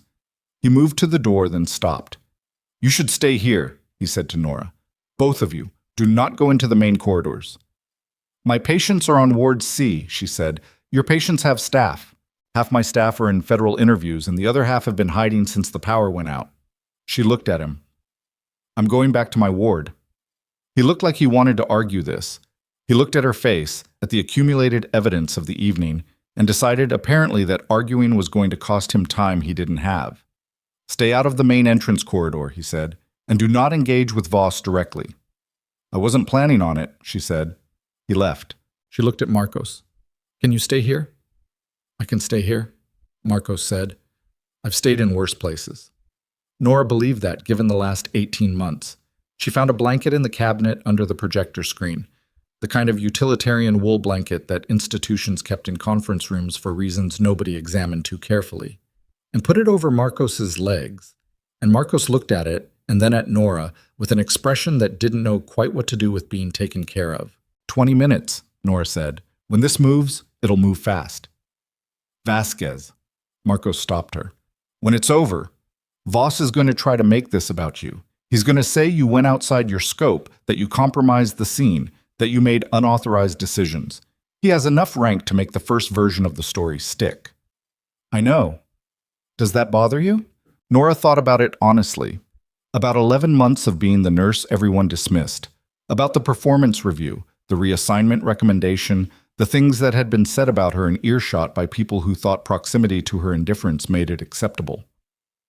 "It bothers me less than the alternative," she said, and left. What? Ward C was quiet in the specific way that wasn't peaceful. The quiet of people waiting to be told they could stop waiting. The federal scene team had moved through and was now concentrated in the lower floors and the exterior, and the ward itself was staffed by Odom and 2 other nurses who had emerged from wherever they'd been holding and were moving through rooms with the brisk efficiency of people reclaiming their professional environment after a violation of it. Ruiz was in bed. This was notable. He was in bed, and he was awake, and he was watching the door with the alert patience of his occupational training. And when Nora came through it, he looked at her with an expression that ran through assessment, relief, and a quick return to neutral that she suspected cost him more than he'd admit. "You're still bleeding," he said. "It's slowing." "That's not a reassuring update." "Ruiz." She checked his IV. Still good. She checked his vitals on the monitor. Elevated but stable, which was appropriate for someone who'd tried to arm himself with hospital equipment during a tactical incident. "Go to sleep. There are about 30 people in tactical gear in the parking lot," he said, "and a colonel with a loudspeaker who showed up 2 hours ago and told everyone to stand down, and then your charge nurse came down and whispered something to a man in a suit, and that man got in a car and left very quickly." He paused. "Something is happening." "Something is happening," she agreed. "Is it over?" She thought about the drive in the man's pocket, about the 20-minute window, about Voss on the grounds, directing his team, believing the situation was contained. "Not yet," she said. "But it's ending." He was quiet for a moment. Then, "Are you going to be okay?" It was the second time he'd asked her that. The first time had been in the hallway after the Mercenaries, which already felt like a different day. She looked at him, this man who had been her most consistent critic for 11 months and had grabbed an IV stand to come help her, and was now asking if she was going to be okay in a voice that meant it. "I think so," she said. "Get some sleep." "My leg hurts," he said. "I know. I'll put something in the chart for the attending." Greer's going to think it's drug-seeking. Greer is going to have a difficult enough morning that your pain management is going to be the least of his concerns. She straightened his monitor lead, which had pulled slightly. Sleep. She moved through the ward, rooms 9 through 16, the monitoring checks she'd been running in her head all evening, the accounting of 23 people who had been through something and needed the ordinary things done correctly, now that the extraordinary thing was receding. She moved through it methodically and without rushing, and the nurses who saw her, Peters, Holloway, and eventually Odom herself, making rounds from the other direction, moved around her the way the ward moved. And for 40 minutes it was almost like a normal night shift. Almost. At 11:14 p.m., she was at the medication cart outside room 12 when she heard the sound that had been building since the helicopters landed. Boots in the main corridor coming up, not hurrying but not casual either. The measured pace of authority arriving to assert itself. She finished documenting the medication. She closed the cart. She turned.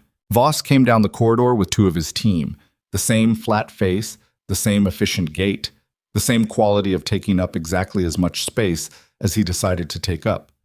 He saw her. He stopped. Something moved across his expression. Not surprise, he'd known she was in the building, had tracked her to this ward, which was why he was here. It was something more calculated than surprise. The expression of a man arriving to have a specific conversation and assessing, in real time, what version of that conversation this was going to be. "Vasquez," he said. "Colonel," she said. He looked at the ward around her, at Odom, who had gone very still at the nurse's station, at the corridor which was otherwise empty of anyone senior. "Where is she?"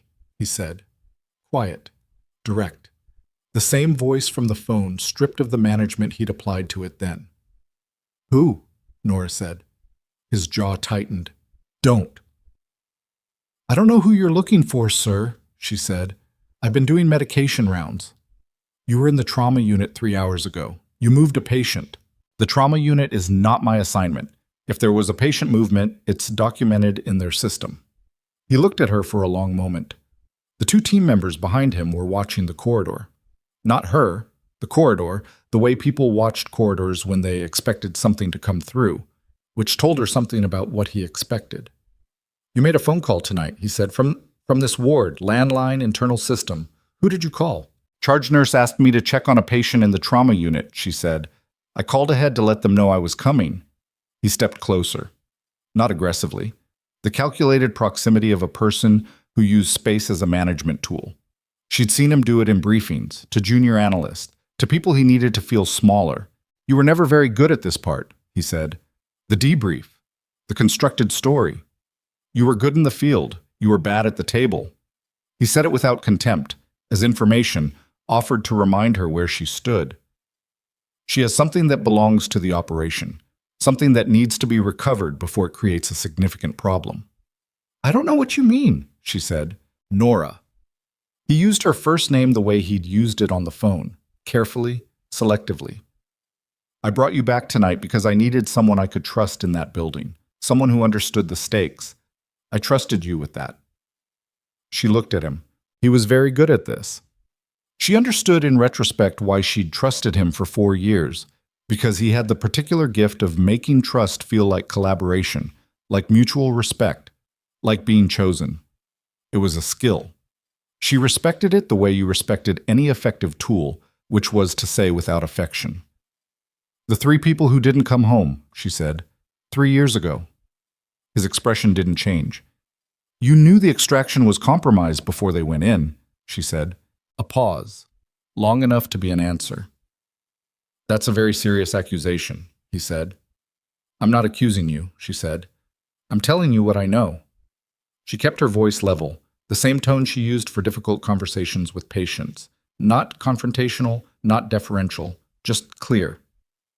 "I'm telling you so you understand what the next few hours are going to look like." Something shifted in his face. The management layer peeling back. "You don't have anything," he said. "She's a compromised asset with an agenda. She's 26 years old and she spent 18 months building a case because we asked her to," Nora said. "And you tried to kill her twice." The 2 team members had moved in the corner of her vision, not toward her. They were looking at something at the end of the corridor. She didn't look. She kept her eyes on Voss. "Step aside," he said. "No," she said. Same word she'd said to the man outside room 14. Same meaning, same weight. He looked at her. This woman in scrubs with a split cheek and a bad shoulder, and 11 months of night shift in a ward where everyone had been certain they'd figured her out. And she saw something happen in him that was rarer than she'd expected. A man who had run operations for 30 years, who had managed rooms and teams and assets and enemies with the same flat precision, encountering something he hadn't fully accounted for. Not her. He'd known about her. He'd known what she was. What he hadn't accounted for was what 3 years in Ward C had added to it. The 23 patients, the medication rounds, the IV lines checked at 0, 200 and 0, 400. Ruiz's complaints and Odom's steady hands and the buzzing fluorescence in Bay 4 that nobody had fixed. The small, insistent work of keeping people alive that had no tactical application and no operational value and that had, over 11 months, rebuilt something in her that the operational years had worn down. She was not going to move. He saw that. Then the commotion at the end of the corridor that his team members had been watching arrived. 3 men, moving fast. in the configuration of people who had a specific destination and a time constraint. The man with the meaningless clipboard was in the middle of them. He had his credentials out, real ones, she could tell from the way the others were deferring, and behind him was a fourth person she hadn't expected. Major General Patricia Sloan, Army Inspector General. Nora had never met her. She knew the name. Everyone in the community knew the name. The IG who had spent 7 years building corruption cases that the infrastructure kept burying, who had the specific reputation of a person who did not stop. Sloan looked at Voss.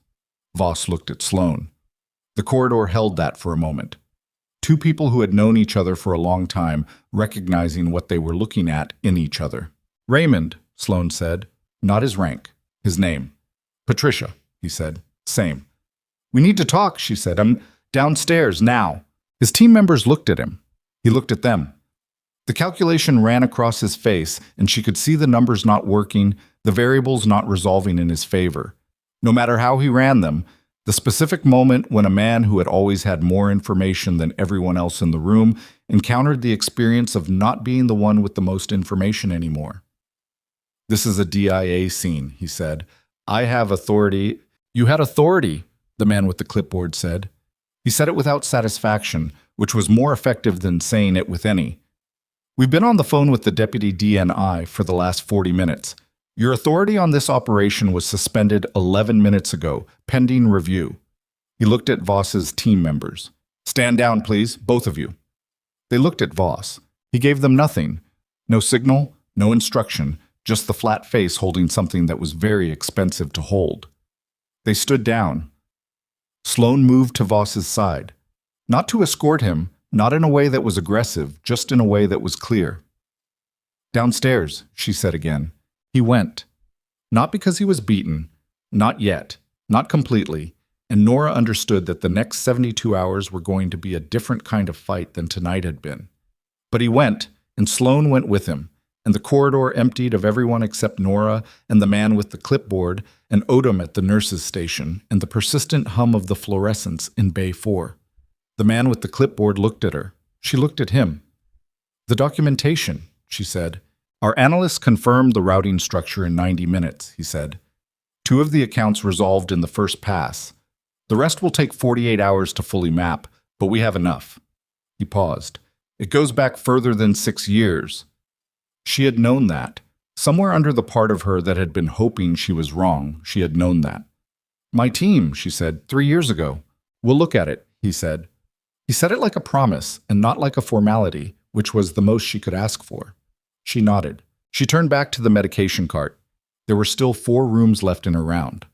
The ward was still running. The monitoring equipment was still alarming in room 9. She'd reset it twice and it needed a third look, probably a sensor issue rather than a patient issue, but that required checking. Gorman's BP had been elevated since the incident and hadn't fully come down. Ruiz needed his chart updated. You're going back to work, the man said. He sounded like this surprised him. Medication rounds, she said. I'm behind. He watched her for a moment. The IG is going to need a full statement, he said.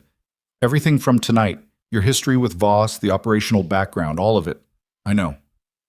It's going to take several days. It's going to be thorough. I know that too. And after that, he paused. There are people who are going to want to talk to you about coming back. She looked at him. The medication cart. The monitoring alarm in room 9. Ruiz's chart. Gorman's blood pressure. The buzzing fluorescents in Bay 4 that no one had gotten around to fixing. Let's get through tonight first, she said. She pushed the cart toward room 13 and he stood in the corridor and watched her go. And she heard him say something under his breath that might have been an acknowledgement or might have been something else. And she didn't look back because there were patients to see and the night wasn't over. She was 3 rooms from finishing her round when the PA system crackled to life. The hospital-wide system. The one used for codes and emergencies and the occasional administrative announcement. It crackled and cleared and a voice came through that she recognized. Voss. He'd reached the PA system somehow. Commandeered it, or had someone do it, in the window between being walked downstairs and being fully contained. His voice came through every speaker in the building, flat and efficient, and doing the thing he'd always been best at, controlling the information environment. Attention Hartwell Army Medical Center. This facility is under federal review pending a security incident. All personnel are to remain in their assigned areas. Any individuals claiming to represent the Inspector General's office are to be detained pending verification of credentials. This is a DIA directive under the PA cut out, not gradually. A hard cut, mid-sentence. She found out later that Odom had physically pulled the PA system's main connection cable from the wall panel behind the nurses' station, which was not standard nursing procedure, but was decisive. The ward was quiet. Then, from Ruiz's room, "Was that? Go to sleep, Ruiz," Nora said, without raising her voice. A pause. "Okay," he said. She finished room 13. She moved to 14. She was reaching for the door handle when her phone, her own phone, the personal one she'd had in her pocket all evening, vibrated once. A text from a number she didn't recognize. 6 words. Voss is requesting emergency legal counsel. She stood at the door of room 14. She understood what that meant. Not a conversation going downstairs, not a review process that he could manage and shape. Something with harder edges. Something that had moved faster than he'd expected, which meant the account documentation had resolved more cleanly than 90 minutes should have allowed, which meant Marcos had built something very thorough over 18 months in a burned safe house. She put the phone back in her pocket. She opened the door of room 14, which was now occupied by a post-surgical knee patient named Sergeant Dawes, who had been through a terrifying evening and wanted someone to check his drain output and tell him what was going on. And she told him the drain looked good and that things were being handled and she would bring him some crackers if he could sleep, and he said he was going to try. She pulled the door closed. The corridor was quiet. The ward was running. Outside, somewhere on the installation grounds, a man who had run operations for 30 years was understanding what it felt like to be on the wrong end of one. Nora moved to room 15. She was halfway through the chart when her radio, the hospital radio, the standard staff unit she'd clipped back to her waistband after the corridor, crackled. It was Odom. "Nora." Her voice was careful. "I've got someone at the nurses' station asking for you. He says he's from the IG's office. He says it can't wait. Tell him I'll be there in 4 minutes. He says..." A pause. "He says it's about 3 names from 3 years ago." Nora stopped. She looked at the chart in her hand, at the ward around her, at the long corridor running the length of the building, every room occupied, every patient known to her by name and history, and the specific things they were afraid of. She set the chart down. She looked at it for a moment. She picked it back up. "Tell him 3 minutes," she said. "I need to finish this chart." She finished the chart. It took 4 minutes, not 3, because Sergeant Dawes' drain output was borderline, and she wasn't going to document it carelessly just because the rest of the building was in the process of collapsing around a 30-year conspiracy. She noted the output, flagged it for the attending, and set the chart in the rack with the same precision she applied to every chart, and then she walked to the nurses' station. The man from the IG's office was young. Younger than she'd expected, mid-30s, with the kind of face that suggested he'd been doing this long enough to have stopped being surprised by things. He had a tablet and a recorder, and he stood up when she came around the corner, which was a small courtesy that she registered. "Ms. Vasquez," he said. "You said 3 names," she said. He looked at her, at the state of her. She'd forgotten briefly what she looked like. She'd been so deep inside the work of the night that the external damage had receded to background noise. His expression moved through something professional and landed somewhere more human. "Do you want to sit down?" he said. "I've been on shift since 1900, she said. "I'm fine standing, the 3 names. He opened his tablet. He read 3 names. She had not said them out loud in 3 years and 4 months. She'd thought them, in the particular way that you thought about people who were gone, not continuously, but in the sudden ambush way. The way a smell or a sound or a certain quality of light could deliver them unexpectedly. She'd thought them, and she'd put them away, and she'd done it again and again until the putting away became reflexive. Hearing them read aloud by a stranger in the nurses' station of Ward C at 11:30 at night was different. She breathed through it. "What about them?" she said. "The after-action on their operation, the one classified as a compromised extraction 3 years ago, was authored by Colonel Voss." He looked up from the tablet. We've been pulling files since the documentation Marcos provided confirmed the penetration timeline. The after-action report has significant discrepancies with the raw signals intelligence from that night. A pause. The extraction wasn't compromised by bad intelligence. The network was tipped to the timeline and entry point 6 hours before the team went in. She already knew. She'd known since the elevator shaft, since Marcos had looked at the window and not answered. But knowing was different from having someone say it with a recorder running. He killed them, she said. The investigation will establish the formal finding, the agent said. But yes, that's where the evidence points. He lowered the tablet. I'm sorry. She looked at the nurse's station counter, at Odom's handwriting on the whiteboard, the patient names, the shift notes, the mundane administrative record of a night that was not mundane in any way. She looked at it and breathed and let herself feel the full weight of what he'd said for exactly as long as she could afford to, which was about 30 seconds. Then she straightened. What do you need from me? She said. A formal statement. Everything you know about Voss, the operation, your history, what happened tonight. He hesitated. It will be used in the proceedings. His legal team will see it. I know how this works. It might take several sessions. It's going to... I said I know how it works. She said it without edge. Just clarity. When do you need to start? He looked at her, at the cheek, the shoulder, the hour. Tomorrow is sufficient, he said. Tonight, she said. If we start tonight, we start while everything is clear. I don't want to sleep on it and have the edges blur. He looked at her for a moment, this young man with his recorder and his careful face, and she could see him revising something about what he'd expected to find when he came toward C. Let me get a second recorder, he said. Give me 10 minutes. I'll be here, she said. But she gave her statement in the break room, which was the only private space available on a ward that had 23 patients and a rotating presence of federal personnel at every exit. She sat across from the IG agent and she talked for 2 hours and 20 minutes, from the beginning. Not from tonight, from the beginning. From the first operation she'd run under Voss's command to the last one, the one that had ended with 3 names she hadn't said aloud until tonight. She was thorough and specific, and she did not editorialize, and she did not perform grief. Odom brought her coffee at 01:30 without being asked. At 02:15, the agent closed his recorder. That's enough to open a formal inquiry, he said. Combined with Marcus's documentation, the financial evidence, and the communication logs we've been pulling, he stopped. Recalibrated. He built something that looked solid for a long time because he was the one controlling the audit trail. He paused. Nobody audited the auditor. No, she said. How long did you suspect? She thought about it honestly.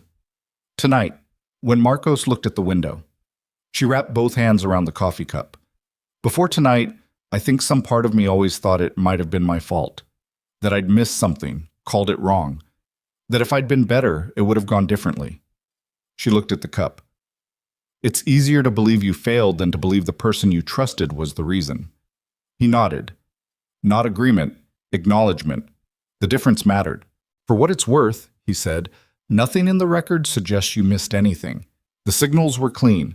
The only way to have known was to know what Voss knew, which you had no way of knowing. I know, she said. Now. She stood up. The coffee was gone and her ribs had settled into a dull, continuous complaint, and her shoulder needed attention. She'd been deferring for 5 hours. She needed to find the facility physician and stop being a nurse for long enough to be a patient, which was a thing she was bad at. One more thing, the agent said. He was still sitting, which meant it wasn't a one more thing. It was the thing.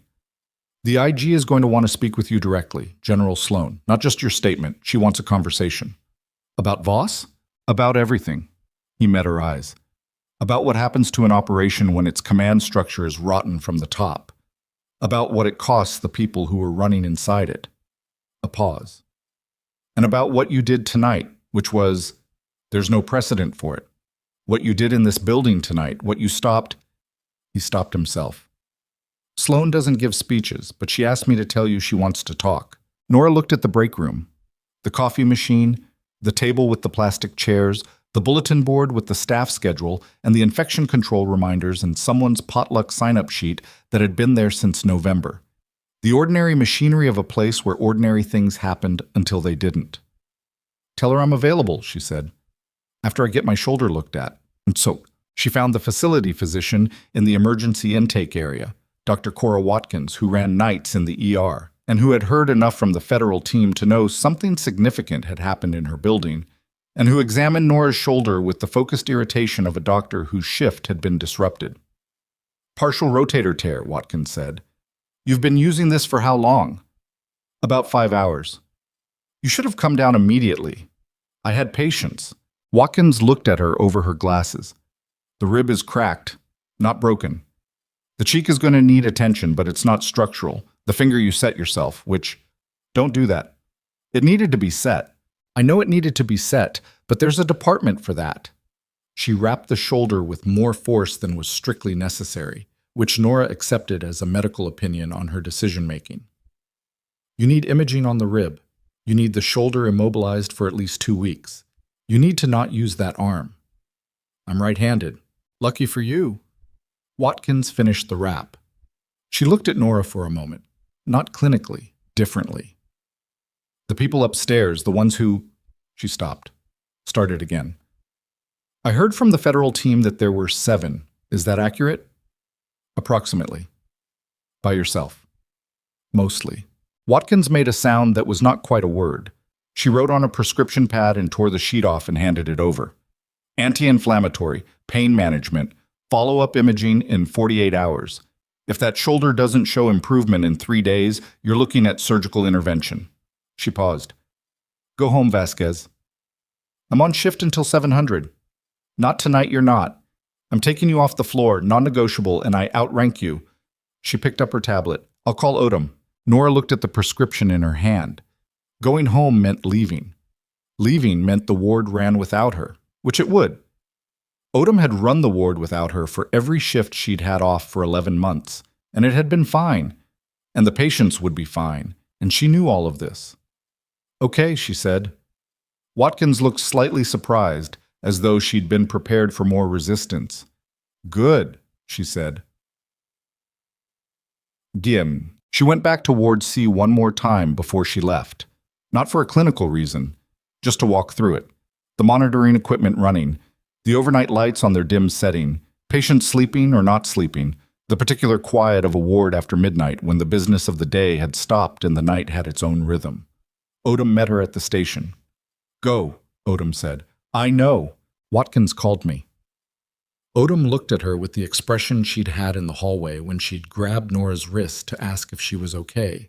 The expression that was past professional and into something older. I've got the ward. I have had the ward every night you weren't here. I know that too. So go. Odom paused.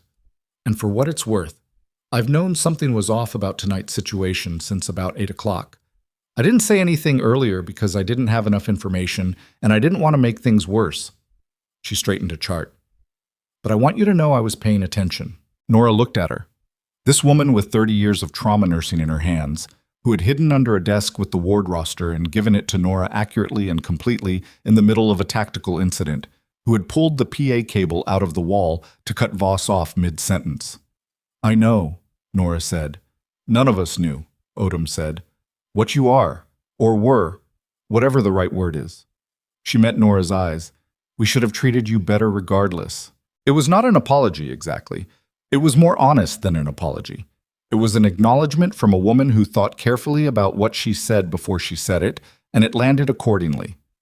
You treated me like a nurse, Nora said. That was right. Odom made a sound that wasn't quite agreement and wasn't quite disagreement. She looked at the ward board. Room 7's light is going to go on in about an hour, she said.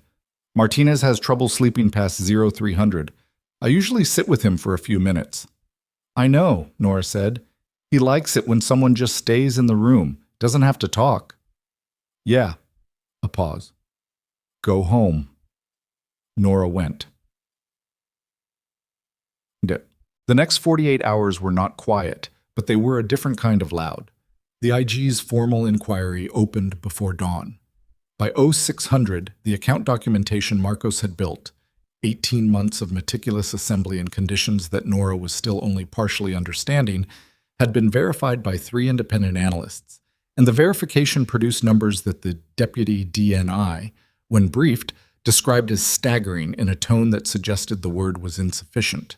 $412 million, routed across 11 years. 23 operations with compromised outcomes that were now being re-examined. 11 assets whose covers had been burned in the decade of Voss's command, 3 of whom had died as a result, 4 of whom had been recaptured and whose fates were still being determined. Nora didn't learn most of this from the IG. She learned it from the news because it moved fast, faster than anyone anticipated, including the people who had wanted it to move. The first story broke on a national outlet at 0900, citing sources in the intelligence oversight community, and by noon it had been confirmed by 3 other outlets, and the story had the specific momentum of something that had been held back for a long time and was now moving with the accumulated pressure of everything that had kept it in place. She was at her apartment, a 12-minute drive from Hartwell, a second-floor unit with a window that looked at another building's wall, which she had always found peaceful in a way she never explained to anyone. When she watched the first press conference on her phone, a senior official she didn't recognize at a podium with the seal she did recognize, reading a prepared statement in the careful language of institutional accountability, ongoing investigation, serious concerns, full cooperation. Those responsible will be held to account. She turned it off. She slept for 6 hours. It was not good sleep. Her shoulder woke her twice, and she spent 40 minutes in the middle staring at the ceiling, cataloging the things she should have seen sooner, and forcing herself to stop cataloging them, because the accounting was accurate, but it wasn't useful, and she'd spent enough time in that particular room over the past 3 years. When she woke up, she'd made coffee and sat at her table and looked at the wall and let herself feel all of it without managing it. The 3 names. The extraction. The 4 years she'd spent thinking it was something she'd missed, some failure of observation or judgment that had cost people their lives, when the truth was that it had been managed failure. Failure that someone had engineered and signed off on and walked away from and built a career on top of. The grief was not new. She'd been carrying it for 3 years. What was new was the shape of it, the way it changed when the explanation changed. Not smaller, just different, less interior. She drank her coffee. She called Marcos. Marcos was in a secure medical facility on the installation, proper surgical care for the leg, which had needed it, and a protective detail that was now legitimate rather than theoretical. She answered on the 3rd ring, and her voice had the slightly sedated quality of someone who had finally been allowed to stop running and had discovered what stopping felt like. "How's the leg?" Nora said. "They tell me I'll keep it," Marcos said, which I thought was already settled, but apparently they wanted to officially confirm. "Standard surgical caution. You had significant tissue damage." "You're doing the nurse thing." "I'm a nurse." A pause on the line. Comfortable, which surprised Nora. She didn't know Marcos well enough for comfortable pauses, but the night had a way of making people skip steps. "I heard they verified the accounts," Marcos said. "I saw the press conference." "They're going to charge him," Marcos said. "The IG's office told me this morning. Multiple counts, the financial charges alone." She stopped. 11 years. "I know. I've been counting," Marcos said, "while I was in country. 18 months, and I was building the financial case, but I was also counting. Every person I could confirm is burned, every operation that went wrong at a specific kind of wrong that meant the wrong wasn't random." A pause. 23. I counted 23. "I heard that number," Nora said. 3 of them are your team." "Yes." The line was quiet for a moment. "I'm sorry I couldn't get it out sooner," Marcos said. "If I'd made the extraction 2 weeks ago—" "You made it out," Nora said. "That's what you had control over. Everything else is his." Another pause. "Are you okay?" Marcos asked. It was the question everyone had been asking her for the past 14 hours, and Marcos asked it in a way that made it specific rather than reflexive. Not "are you physically intact," but the actual question. "I'll get there," Nora said. "Are you?" Marcos took a moment. "I don't know yet," she said, "but I think I'll get there too." "That's enough," Nora said. "That's enough for right now."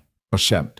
She met with General Sloan 3 days after the incident in a conference room at the installation's administrative building, not the hospital, neutral ground, which Nora noted and appreciated. Sloan was 62, compact, with close-cropped gray hair and the specific quality of someone who had spent decades in rooms where being underestimated was a professional tool she'd learned to use rather than fight. She shook Nora's hand and looked at her shoulder immobilizer and said nothing about it, which was the right call. They talked for 3 hours. Not just about Voss, about the structure that had allowed Voss, the audit gaps, the oversight blind spots, the way command authority in intelligence operations created single points of failure that nobody examined until the failure happened.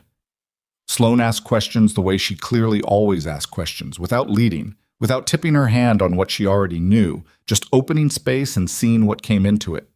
Nora talked. She talked about the 4 years she'd worked under Voss, about what she'd trusted and what she'd missed, and the specific way that trust in a command structure could substitute for independent judgment if you let it. She talked about the 3 years since, about the strange education of 11 months in Ward C, about what you learned about people, when the thing you were doing for them had nothing to do with tactics or intelligence and everything to do with whether their drain output was acceptable at 0300. At some point, she said something she hadn't planned to say. "The soldiers on my ward called me incompetent," she said. "For most of the year. They thought they had me figured out, and what they had figured out wasn't flattering." She looked at the table. There's a part of me that understood it. I was performing the version of myself that fit that environment, and the performance was specific enough that it looked like the whole thing. She paused. But some of what they said was also just about what they expected to see. They looked at me and made a decision, and then they found evidence for that decision, and they stopped looking. Sloan looked at her. "That's what Voss did for 30 years, Nora said. "He decided what the story was, and he controlled the information that confirmed it. The difference is he did it deliberately." She paused. "But the mechanism is the same. You decide who someone is, and then you stop looking. And the most dangerous thing you can do is stop looking." Sloan was quiet for a moment. "Is that why you stayed?" she said. "Ward C. When you could have gone somewhere else, done something else. Why a military ward specifically?" Nora thought about it. "Because they thought they knew what they were getting," she said. "And I wanted to know if I could do the work anyway. If the work was real even when nobody thought it was." She looked at her hands, the left one fully functional now after 3 days of rest, which she hadn't expected to happen so fast. It turns out it was. Sloan looked at her for a long moment, the kind of look that was doing more than one thing at once. "I'm going to ask you something," Sloan said, "and I want you to take time before you answer. Don't give me the answer you think I'm looking for." "Okay. What do you want to do next?" Nora had been waiting for this question. Not from Sloan specifically, from the situation, from the inevitability of the next step being named by someone. The man with the clipboard had mentioned coming back. Voss himself had implied it, in the corridor, in the particular way he'd said you were good in the field, as though it were a claim on her. She'd been thinking about it for 3 days. "I want to finish my shift cycle," she said. "I've got patients in Ward C who need consistent care for the next 3 weeks minimum. Ruiz has another surgery scheduled.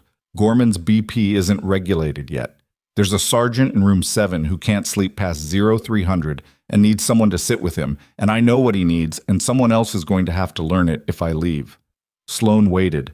"After that," Nora said, "I want to know what happened to the 4 assets who were recaptured. The ones in the list Marcos gave you. I want to know if any of them are recoverable and what it would take." She paused. "And I want to know if there are other people running inside compromised operations right now who are building cases that nobody on the outside knows about, like Marcos, like what Marcos spent 18 months doing." "And if there are," Sloan said, "then I want to be the person they can call," Nora said. "Not to run an operation, not to go back to what I was doing before, something different." She looked at the table, then at Sloan. "Someone who knows what it costs, who's been on both sides of it, who can look at a situation and know when the structure itself is the problem." Sloan looked at her. "That's not a standard role," she said.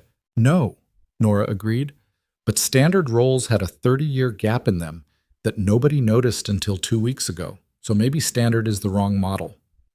A long silence. Sloan picked up her coffee cup, put it down without drinking. "Give me 3 weeks," she said. "Finish your cycle. Then we'll talk about what the role looks like." "Not a promise," Nora said. "No," Sloan said. "Conversation." That was honest, which was enough. Voss was formally charged on a Tuesday, 6 days after the incident at Hartwell. Nora heard about it the same way she heard about most things that week. From the news, while she was on shift, from the small television in the break room that someone had started keeping on a news channel since the story broke. Odom turned up the volume, and they watched the brief statement from the Department of Justice together, the specific bureaucratic language of charges filed: conspiracy, fraud, obstruction, conduct endangering national security. A list that went on long enough that Gorman, who was watching from his doorway on the new walker he'd graduated to, said, "Is he running out of crimes, or is that still the same one?" "Different ones," Odom said. "Huh," Gorman said, and went back to his room. Ruiz watched it from his bed, where he'd been since his second surgery 2 days ago, and where he was going to be for at least another week. He watched it with the particular focused silence of his occupational training, and when it was over, he looked at Nora, who was checking his post-surgical vitals at the foot of his bed. 6 years, he said. "They're saying he'd been doing this for 6 years. At minimum," she said. "The investigation is ongoing." "People died?" "Yes." He was quiet for a moment. "And you worked for him? Before?" "4 years." He looked at her. At everything he'd been learning over the past week about the nurse he'd spent 11 months cataloging as incompetent. He'd been doing this with the visible effort of a man who was used to trusting his own assessments and was now confronted with evidence that his assessment had been a long way from complete. "I said some things," he said, "to Taft, about you, in the hall. You mentioned that. I'm saying it again because I want to say it more specifically." He looked at the ceiling, which was easier. "I looked at you and I decided, and I didn't question it. I decided and I built a whole thing on it and I was wrong." He looked back at her. I don't have a good reason for it. I just wanted to say it specifically." "I know," she said. "Does it matter? Saying it?" She thought about it. Honestly, not reflexively. "It matters that you know you did it," she said. "Not for me. For the next person you make a quick decision about." He absorbed that. "You're still kind of intimidating," he said. "Just so you know, even doing the vitals thing." "Good," she said. "Keep still." He kept still. She finished the check and noted his numbers, which were where they should be. The surgery had gone well, better than the first attempt, which had had complications that were ultimately manageable, but that had cost him an extra 3 days in bed. He was going to have a visible scar and a range of motion that would always be slightly less than it had been, and he'd been told this by the orthopedic surgeon with the blunt efficiency that military medicine applied to prognosis. He'd taken it the same way, bluntly, without complaint, with the practical pragmatism of someone who had already adjusted their expectations to what was real rather than what was preferred. "When you leave," he said, as she was putting away the chart. "When I leave what?" "Ward C." He said it like it was already a fact, which it was, even though they hadn't discussed it. "Are you going back to what you were doing before?" "Something like it," she said. "Different." "Better?" She thought about the 3 weeks ahead, about Marcos in the secure facility, recovering, who she'd talked to twice more since the phone call, and who was beginning to talk about what came next with the tentative energy of someone for whom next had not been guaranteed for a long time. About the 4 recaptured assets and the open question of what was still survivable. About the conversation with Sloan and the thing that wasn't a promise but was a beginning. "I think so," she said. "Yes." He nodded. He looked like he was going to say something else. He didn't. She was at the door when he said, "Vasquez." She turned. "For what it's worth," he said, and he stopped. He looked like a man who had more to say than he usually allowed himself, which cost him something visible. "You were always worth more than how we treated you. I think some of us knew it, and it made us worse about it, not better, because it was easier to make you small than to look at why we needed to." She stood at the door. She thought about what it had taken him to say that. Not the words. The words were straightforward enough. The looking at it. The unwillingness to let himself off the hook with a general apology that didn't name the specific wrong. "Thank you," she said. "Get some sleep. My leg hurts." "I know." She paused. "I updated your pain management order this morning. It should be better." He looked at her. "You did that before I said anything. You had surgery 2 days ago. Of course it hurts. He was quiet for a moment. Then, in a voice that was very different from the one he'd used for 11 months of complaints and commentary, "Take care of yourself, okay? Wherever you end up." "You too, Ruiz," she said. She closed his door. Hold. On her last shift, which was a Thursday, 3 weeks after the incident, she did everything in the order she always did it. Medication rounds, vitals checks, documentation, the 0300 sit-down with Martinez in room 7, who still couldn't sleep past 0300, who probably never would, whose problem had nothing to do with his hip replacement and everything to do with something he'd brought back from a place he didn't talk about. She sat in the chair beside his bed in the dark, and she didn't try to fix it, and she didn't try to talk him through it, and she just stayed in the room because that was what he needed, and she knew it. At 3:40, he said, "You're leaving." "End of cycle," she said. "Heard it around." He looked at the ceiling. "You going somewhere dangerous?" "Probably," she said. "Good," he said. Seemed like a waste. She sat with him until 4:15 when he fell back asleep, which was 20 minutes longer than usual, but the circumstance seemed to warrant it. She did her final chart at 06:30. She put her pen down. She changed out of her scrubs in the locker room and sat on the bench for a moment. Just a moment. In the quiet of a room that smelled like the end of a shift. Antiseptic fading into something more human.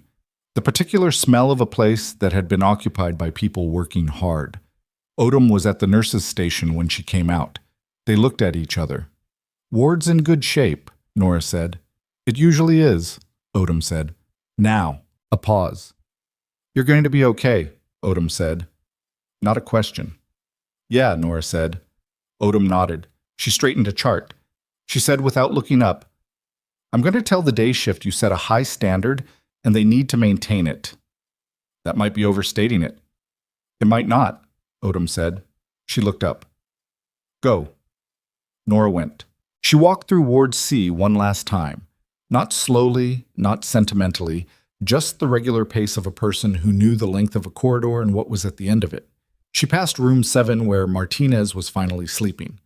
Room 9 where Gorman's BP had been in the normal range for 11 days running.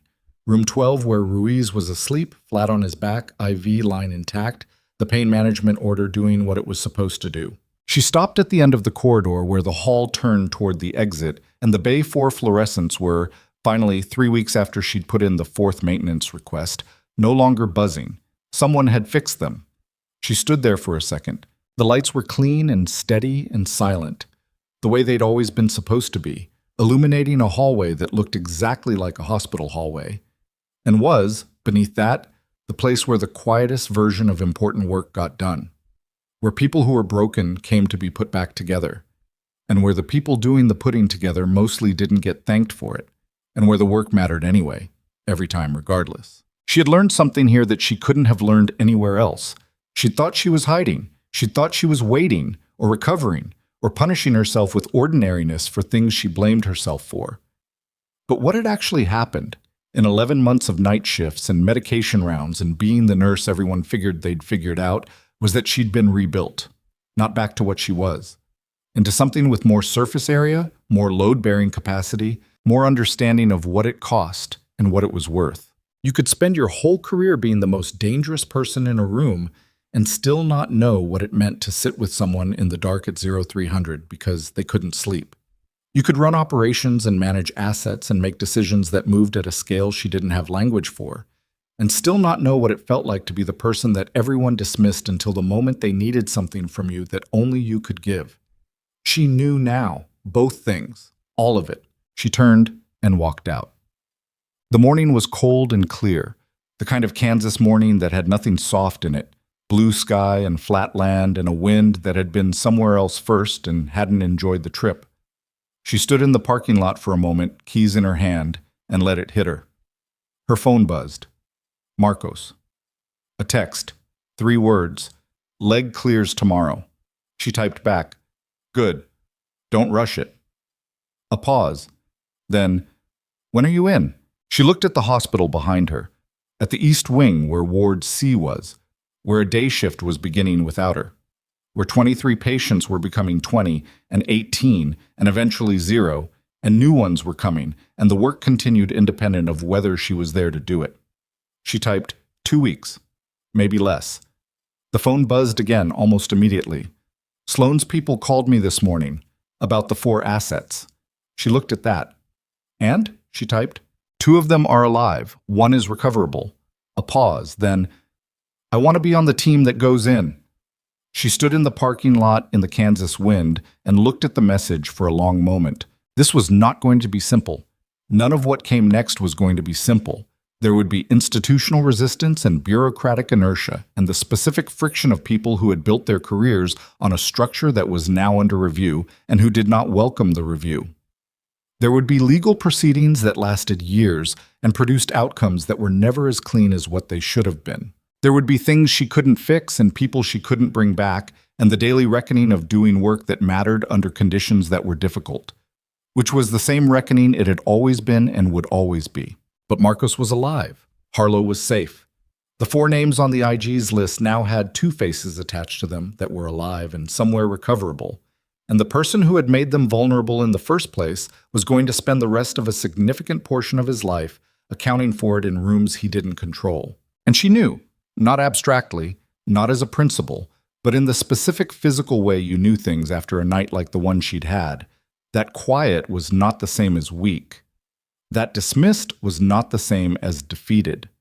That the most effective version of strength was often the version that nobody saw coming, not because it was hiding, but because the people who should have been paying attention had decided they already knew what they were looking at. She had been underestimated her entire career.